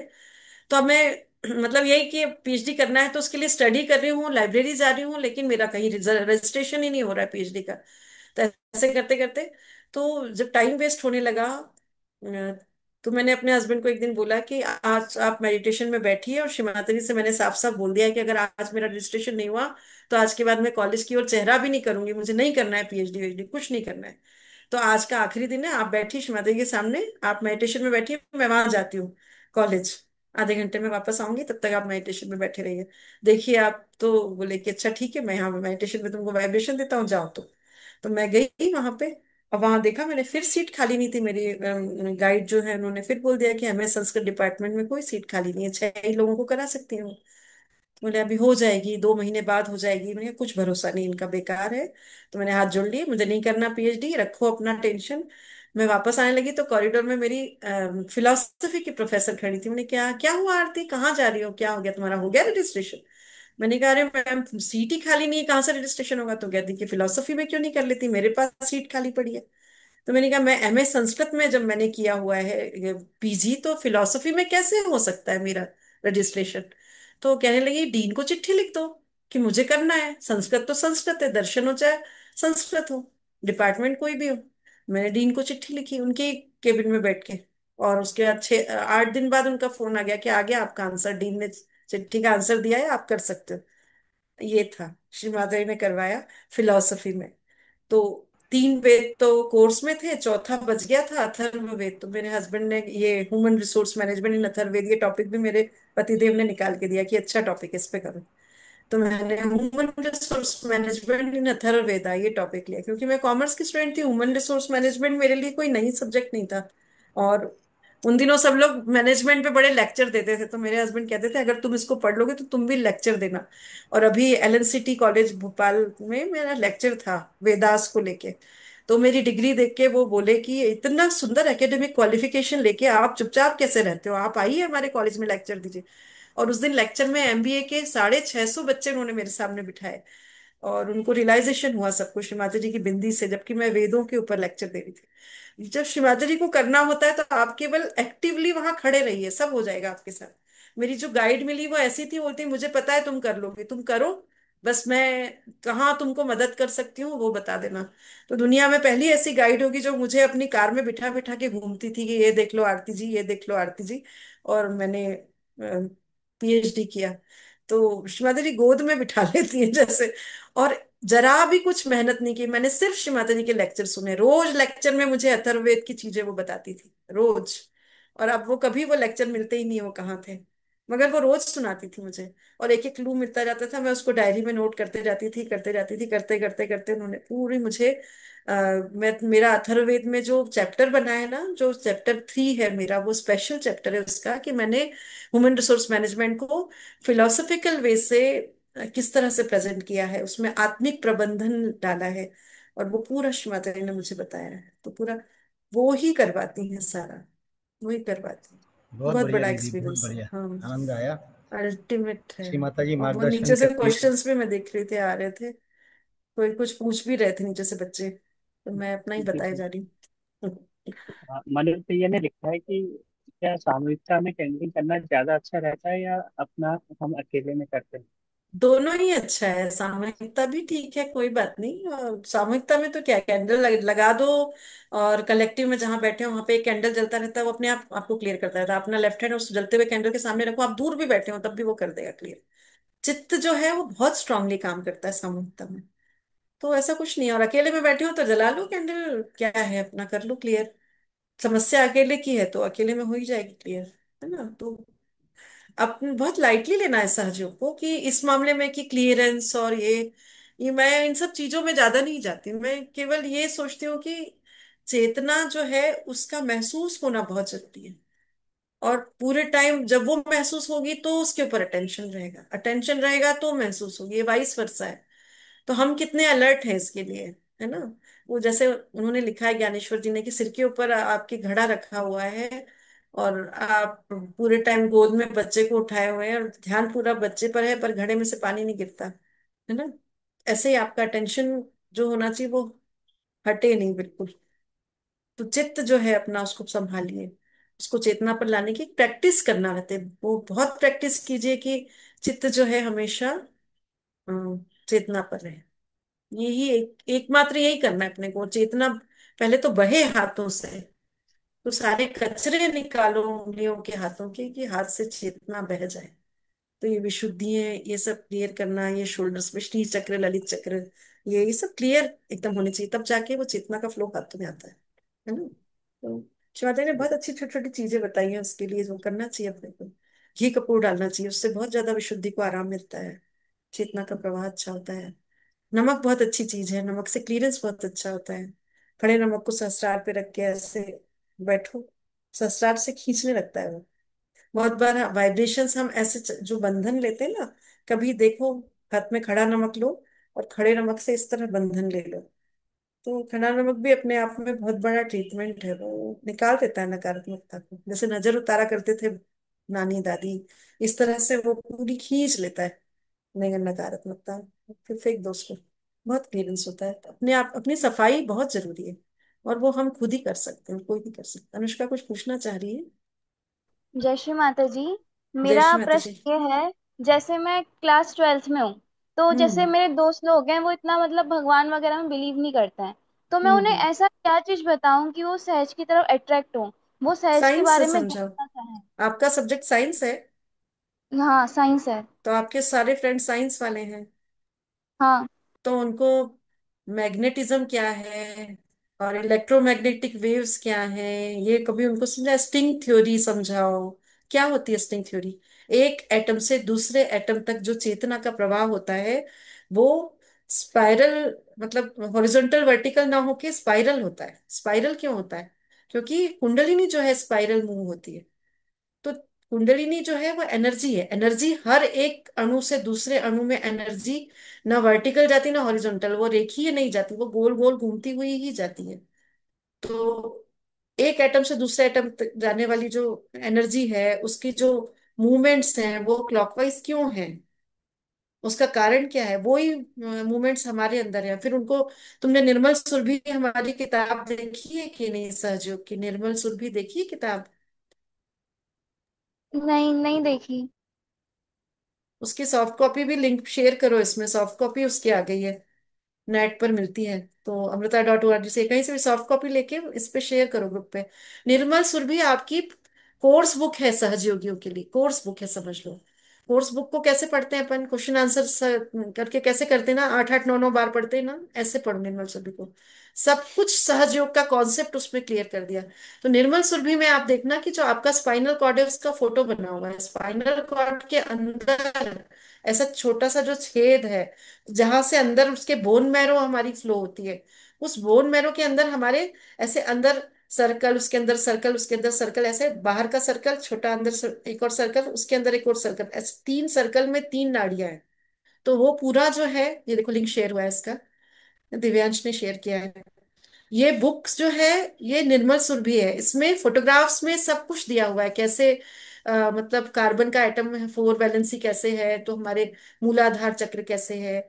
फिर अपने फ्रेंड्स को भगवानों के नाम बिल्कुल मत लेना, लेकिन एनर्जीज के नाम लेना, उनको साइकोसोमेटिक डिसीजेस के बारे में बताना, उनको फिजिकल प्रॉब्लम्स के बारे में बताना, उनको अटेंशन के बारे में बताना, थॉटलेसनेस के बारे में बताना, डिसीजन पावर के बारे में, कॉन्फिडेंस के बारे में, कम्युनिकेशन स्किल्स के बारे में, पर्सनालिटी डेवलपमेंट के बारे में बात करना, ये सब चीजों पे बात करना। कभी भी भगवान की तरह जाना नहीं स्टूडेंट्स के बीच में। साइंस को साइंस की तरह से समझाओ। उसके लिए बहुत जरूरी है कि तुमको समझ में आना चाहिए। तो सहज योग को साइंस क्या है वो निर्मल सुरभि में लिखा है, उसमें से ढूंढो और पढ़ो। और श्री माता जी के लेक्चर में साइंस में समझाया हुआ है, सहज योग एक अभिनव आविष्कार, ऐसी बहुत सारी चीजें समझाई श्री माता जी ने साइंस में। तो उसको पढ़ के समझ के कि कैसे अपना ब्रेन एनलाइटन हो जाता है, कैसे अपना हार्ट एनलाइटन हो जाता है, कैसे अपना अटेंशन एनलाइटन हो जाता है। चित्त को चैतन्य में लीन करने का मतलब क्या होता है? Enlighten your attention. आत्मा को आनंद में लीन होने का मतलब है एनलाइटन योर सोल। और मस्तिष्क को जो है वो निर्विचार चेतना में विलीन करना, इसका मतलब एनलाइटन योर ब्रेन। थॉटलेसनेस में ब्रेन को लेके जाना। तो ये सब चीजें उन्होंने समझाई हुई हैं बहुत अच्छे से। तुम्हारे कॉन्सेप्ट क्लियर नहीं है तो तुम नहीं समझा पा रहे हो, तो श्री माता जी से प्रार्थना करो कि माँ मेरे अंदर निर्मल ज्ञान को उतारिए। जब हमारे अंदर निर्मल ज्ञान उतरेगा तभी तो हम सच्चे अ, गुरु बनेंगे। श्री माता जी ने बोला है ना कि you you are your own guru. तो हम अपने स्वयं के गुरु तब बनेंगे जब निर्मल ज्ञान हमारे अंदर उतरेगा। श्री माता जी से प्रार्थना कीजिए कि माँ मेरे अंदर निर्मल ज्ञान को उतरने दीजिए, उसकी पात्रता मुझे दीजिए। तो साइंटिफिकली सहयोग को समझो और साइंटिफिकली समझाओ। ये नया युग है, ये साइंस एज है और ये एक्सपेरिमेंटल एज है। नए नए एक्सपेरिमेंट करके सहयोग को समझाओ। इवन वेदास में भी परमाणु की और अणुओं की परिभाषा जो है उसमें उन्होंने साइंटिफिकली समझाया है कि अणु क्या होते हैं, परमाणु क्या होते हैं।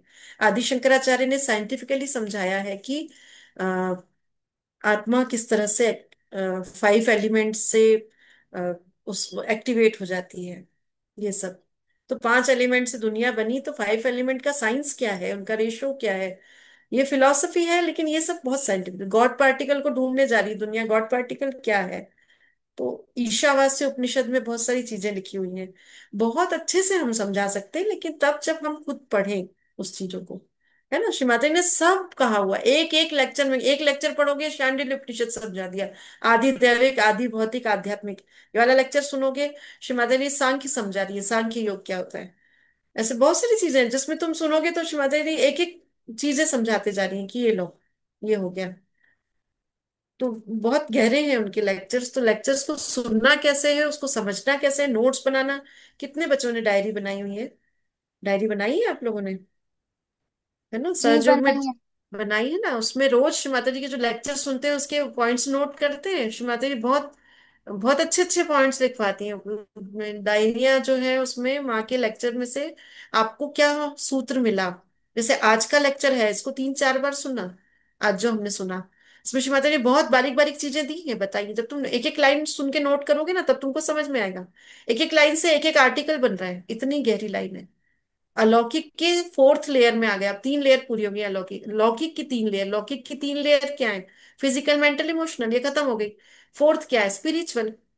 तो ये समझा तो दिया साइंटिफिकली आपको कि फिजिकल, मेंटल, इमोशनल, ये 3 लेयर्स में आदमी है। अब आदमी जो, अब बगल में जो बच्चा बैठा है, बोले तू क्या सोच रहा है, क्वेश्चन का आंसर तुम दे, या तो फिजिकली दोगे या मेंटली या इमोशनली, क्योंकि तुम 3 ही तरह से सोच सकते हो। तो बोलेगा कैसे? तो बोलना, अब अगर मैं तुमको बोलूं कि तुम कौन हो, तो तुम अपनी ओर देख रहे हो, अब तुम अपना नाम बता रहे हो, मैं ये हूं, तो ये कौन है भाई?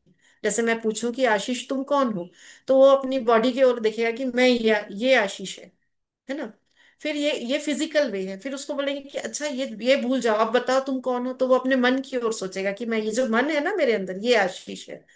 ये सेकंड लेयर है लौकिक की। अब तीसरी बार पूछो कि ये भी छोड़ दो, अब बोलो कि तुम कौन हो, तो बोलेगा ये जो ब्रेन चल रहा है ना मेरे अंदर, ये मैं हूं।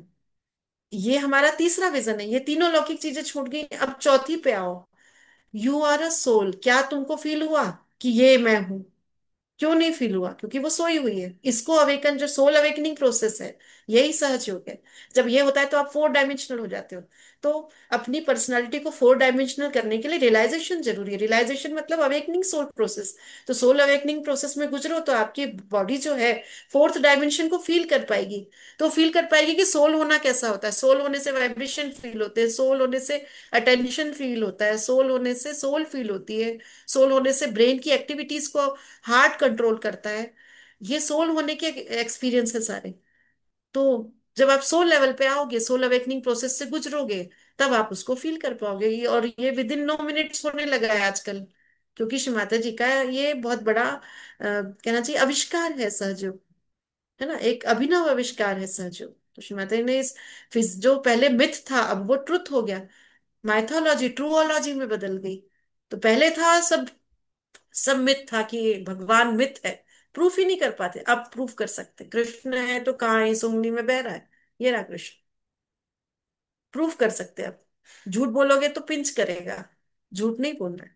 सत्यम वद, सच बोलोगे तो फ्लो बहेगा।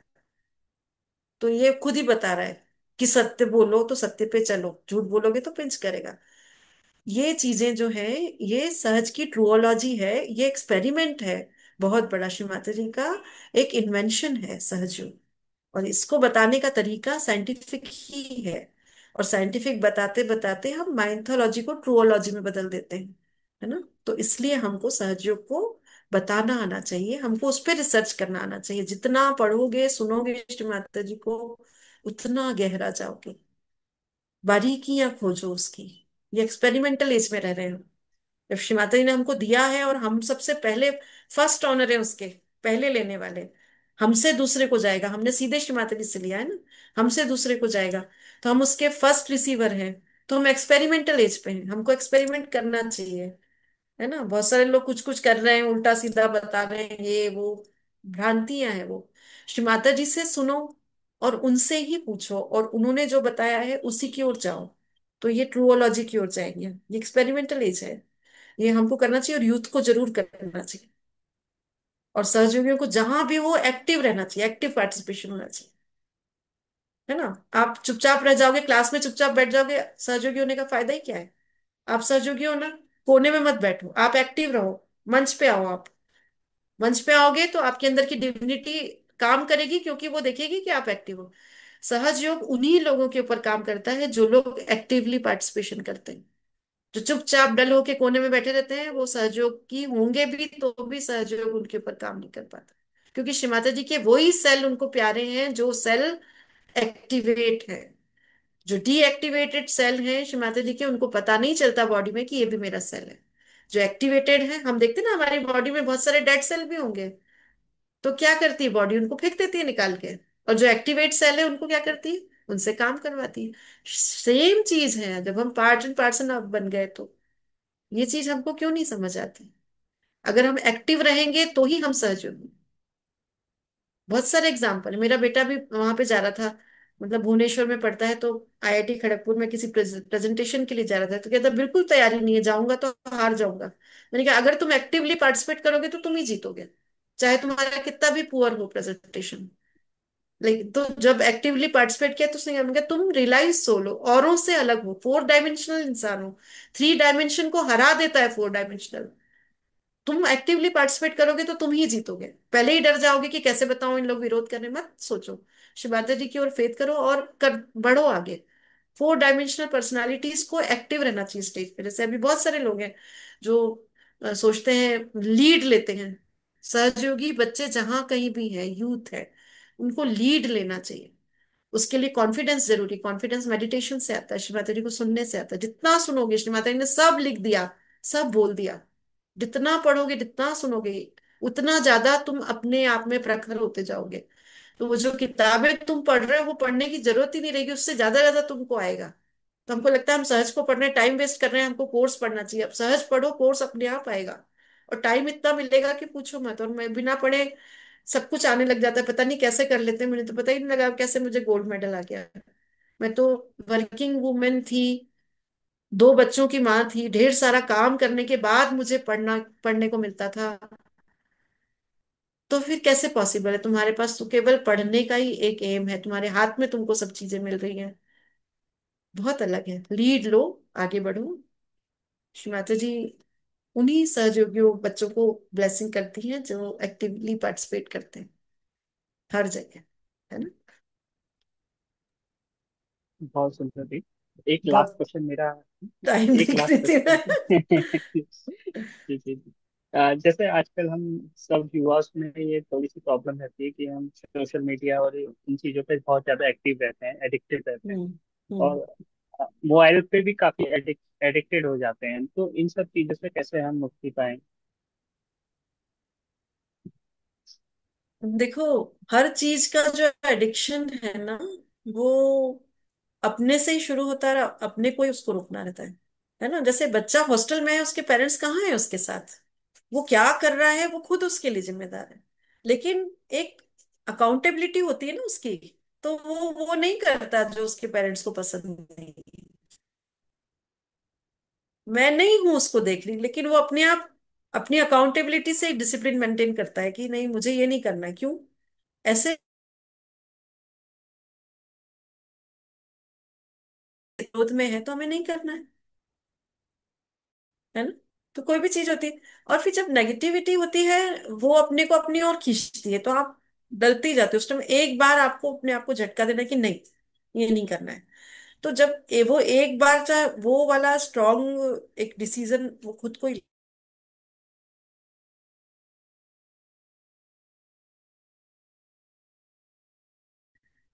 तो बच्चे बेचारे, मतलब उनके ऊपर जैसे चारों ओर से नहीं है। तुम ऐसे देखो कि जैसे राम है, युद्ध कर रहे हैं, उनके हाथ में धनुष बाण है, और चारों ओर से राक्षसों का आक्रमण हो रहा है। तो किसको मारे, किस किस को मारे? ऐसे आज के बच्चे भी हैं, यूथ, उनके चारों ओर से हर चीज का उनके ऊपर अटैक हो रहा है, और वो मेंटल है। तो हमारे जो युद्ध है ना, वो मानसिक युद्ध है, बहुत बड़ा। इस मानसिक युद्ध में हमको अपना संबल लेके थॉटलेस होना ही पड़ेगा। थॉट प्रोसेस में मानसिक युद्ध में हार जाएंगे। विचार से आप सहयोग को कंट्रोल नहीं कर सकते, निर्विचार होकर ही कंट्रोल कर सकते हैं। विचार से आप किसी नेगेटिविटी को कंट्रोल नहीं कर सकते, निर्विचार होकर कर सकते हैं। और निर्विचार तो फर्स्ट स्टेप है सहयोग का, एलिमेंटली, है ना। जिनके सहस्त्रार खुले रहते हैं वो बहुत जल्दी बुरी आदतों को दूर भगा देते हैं। थैंक यू जी। बहुत सुंदर आपने बताया। क्या समय की भी ज्यादा वो हो गई है सीमा? हाँ, क्वेश्चन कोई देख रही थी मैं, कुछ आया तो नहीं। जी। कोई पूछ रहा था बच्चा। हाँ दीदी, एक कोई क्वेश्चन नहीं। चैट में आ हाँ। रखा है, आदिल भैया, आपको पढ़ हाँ। सकते हैं।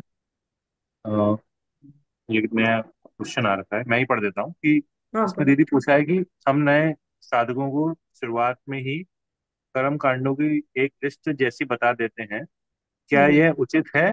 किस किस प्रकार हमें सहज को सहज की तरह प्रस्तुत करना चाहिए? नहीं, श्री माता जी हमेशा वाइब्रेटरी अवेयरनेस की ओर सबसे पहले ले जाती है। अपन बोलते हैं ना, वो पूछती है, आया, आएगा, रखे रहो, आया, यानी क्या क्या है। वो जब रिलाइजेशन देती है, एक वाइब्रेटरी अवेयरनेस की ओर लेकर जाती है कि आप फील तो करो कि आपको आ रहा है कि नहीं आ रहा है। फिर कहती है रखे रहो, आएगा। फिर अगले 3 4 दिन 5 दिन लगातार करो, आएगा। तो ये चीजें जो है, हम वाइब्रेटरी अवेयरनेस की ओर उसको ले जाना चाहिए हमको, चीजों को, कि चेतना क्या है, उसका प्रवाह क्या है, और वो किस तरह से अनुभूत होता है ना। ये समझाया जाना चाहिए, और इसकी अनुभूति की ओर ध्यान देना चाहिए हमको। बहुत सारे लोगों को बॉडी में फील होता है, सिर में फील होता है, ये सब चीजें जो है। तो हमको भी ये समझ में आना चाहिए कि हमको, बजाय कि काला कपड़ा मत यूज करना, ये मत करना, मतलब ऐसी बहुत सारी चीजें उनको कर देते, वहां मत रखना, ये मत रखना। भाई रख लेने तो, अभी भगवान उनके जहाँ है वहीं रख देंगे, तो ऐसा क्या है। लेकिन उनको बोलेंगे जब तुम ध्यान करने बैठो तो वहां मत बैठ जाना जहाँ इतना सारा सब ढेर सारे पता नहीं किन किन के फोटो हैं। उन तस्वीरों के बीच में तुम पहचान नहीं पाओगे, तो उनको लेके अलग बैठ जाना। ध्यान करने के बाद तुम वहां रख देना भले ही। बहुत सारी चीजें ऐसी होती हैं जो हम कहते हैं उनको, तो उनको लगता है कि ये क्या हो रहा है, ऐसा क्या है ना। लेकिन फोटो क्यों, इस बात का आंसर हमको बताते आना चाहिए। फोटो इसलिए कि कितने भी तस्वीरें तुम लगा दो, उनमें से किसी से वाइब्रेशन नहीं आते, लेकिन यही वाले फोटो से वाइब्रेशन आते हैं, क्योंकि यही फोटो महाकुंडलिनी का है। वो ही आपकी कुंडलिनी उठा सकती है। कितने भी फोटो आपके घर में हो, कितने भी देवी देवताओं की मूर्ति आपके घर में हो, किसी से भी वाइब्रेशन नहीं आते, इसी से आते हैं। और इसीलिए ये फोटो सामने रखो कि इससे वाइब्रेशन आते हैं। और वाइब्रेशन ही सहज है, इसलिए पहले वाइब्रेशन आना चाहिए। तो लेफ्ट हैंड को तब तक सामने रखते रहो जब तक, राइट हैंड जमीन पर, जब तक कि लेफ्ट हैंड से वाइब्रेशन ना आ जाए। क्योंकि श्रीमती ने बोला है कि पहले बाएं से आओ, फिर दाएं से आओ, फिर मध्य से आओ। अब उसका बायां इश्यू नहीं हुआ है, अब तुम दायां और मध्य करा रहे हो, को कैसे फील आएगा? कि अभी होने दो, पहले बाएं से आओ, बायां होने दो, हो जाएगा तो फिर दाएं से आना, फिर मध्य से आना। फील फील आएगा, है ना? जब उसको फील आएगा तब तो बिलीव आएगा कि कुछ हुआ। फील ही नहीं आए तो क्या उसको समझ में आएगा कि कुछ हुआ? आशीष, एक बार सबका वीडियो ऑन कराते हैं। ठीक है। कृपया करके जितनी भी उत्तराखंड की सहयोगी अभी यहाँ पे मीटिंग में मौजूद है और सुन रहे हैं, अपने अपने वीडियो ऑन कर दीजिए ताकि दीदी भी देख ले। लास्ट टाइम वो बोल रहे थे ना, हमें लगता है कि हम किससे बातें कर रहे हैं, लेकिन बैंडविड्थ हाँ मुझे। कंजर्व करने के लिए हम करते ही है, और लास्ट में हम सबको ऑन कर देते हैं। हमारे पास भी यहाँ पे एक परिवार है, तीन तीन भाई पंडित जी हमारे पास में है, अनिल त्रिपाठी, विनोद त्रिपाठी, मनोज त्रिपाठी, तीन तीन यहाँ पे एक ही अच्छा। फैमिली के लगे हुए। दी भाभी भैया अच्छा। वीडियो ऑन नहीं हो रहा है भैया, वीडियो होल्ड है होस्ट की तरफ से ना, ऑन नहीं हो रहा इसका वीडियो होल्ड हो रहा है? ऐसे कैसे विक्रांत है। होता है? काफी विक्रांत लोगों ने भैया तो से वीडियो ऑन शायद। कर दिया, नहीं तो किसी का भी ऑन नहीं होता।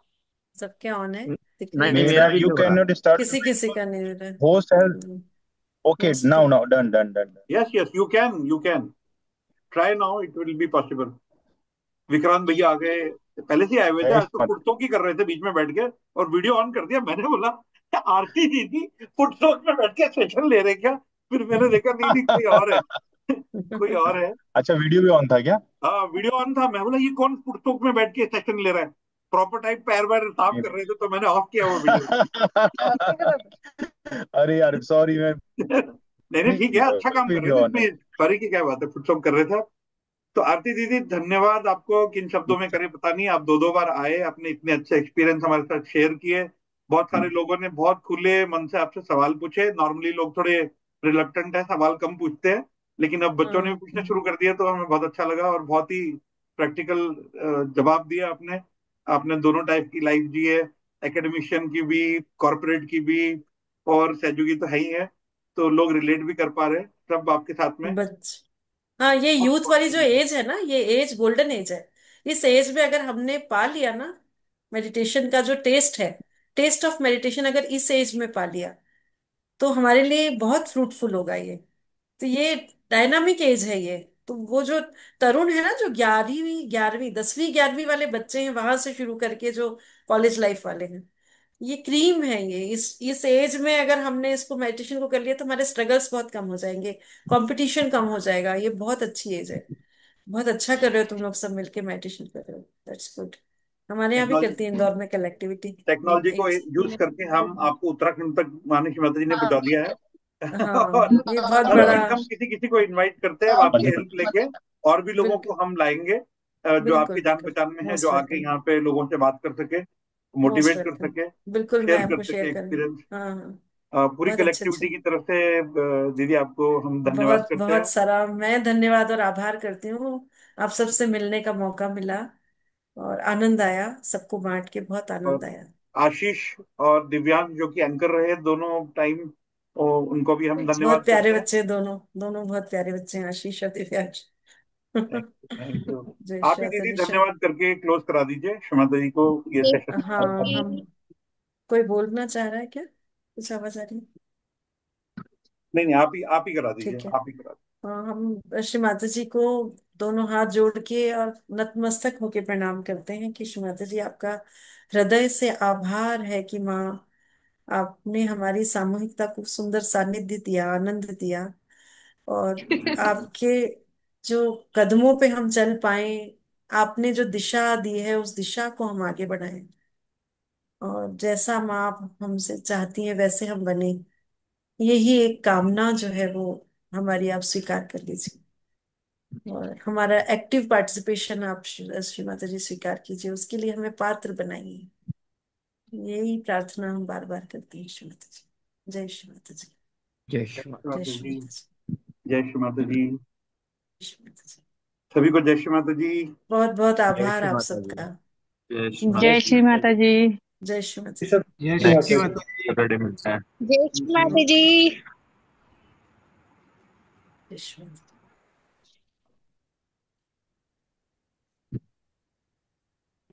जी। जय श्री माता जी। जय श्री माता जी। जय श्री माता जी।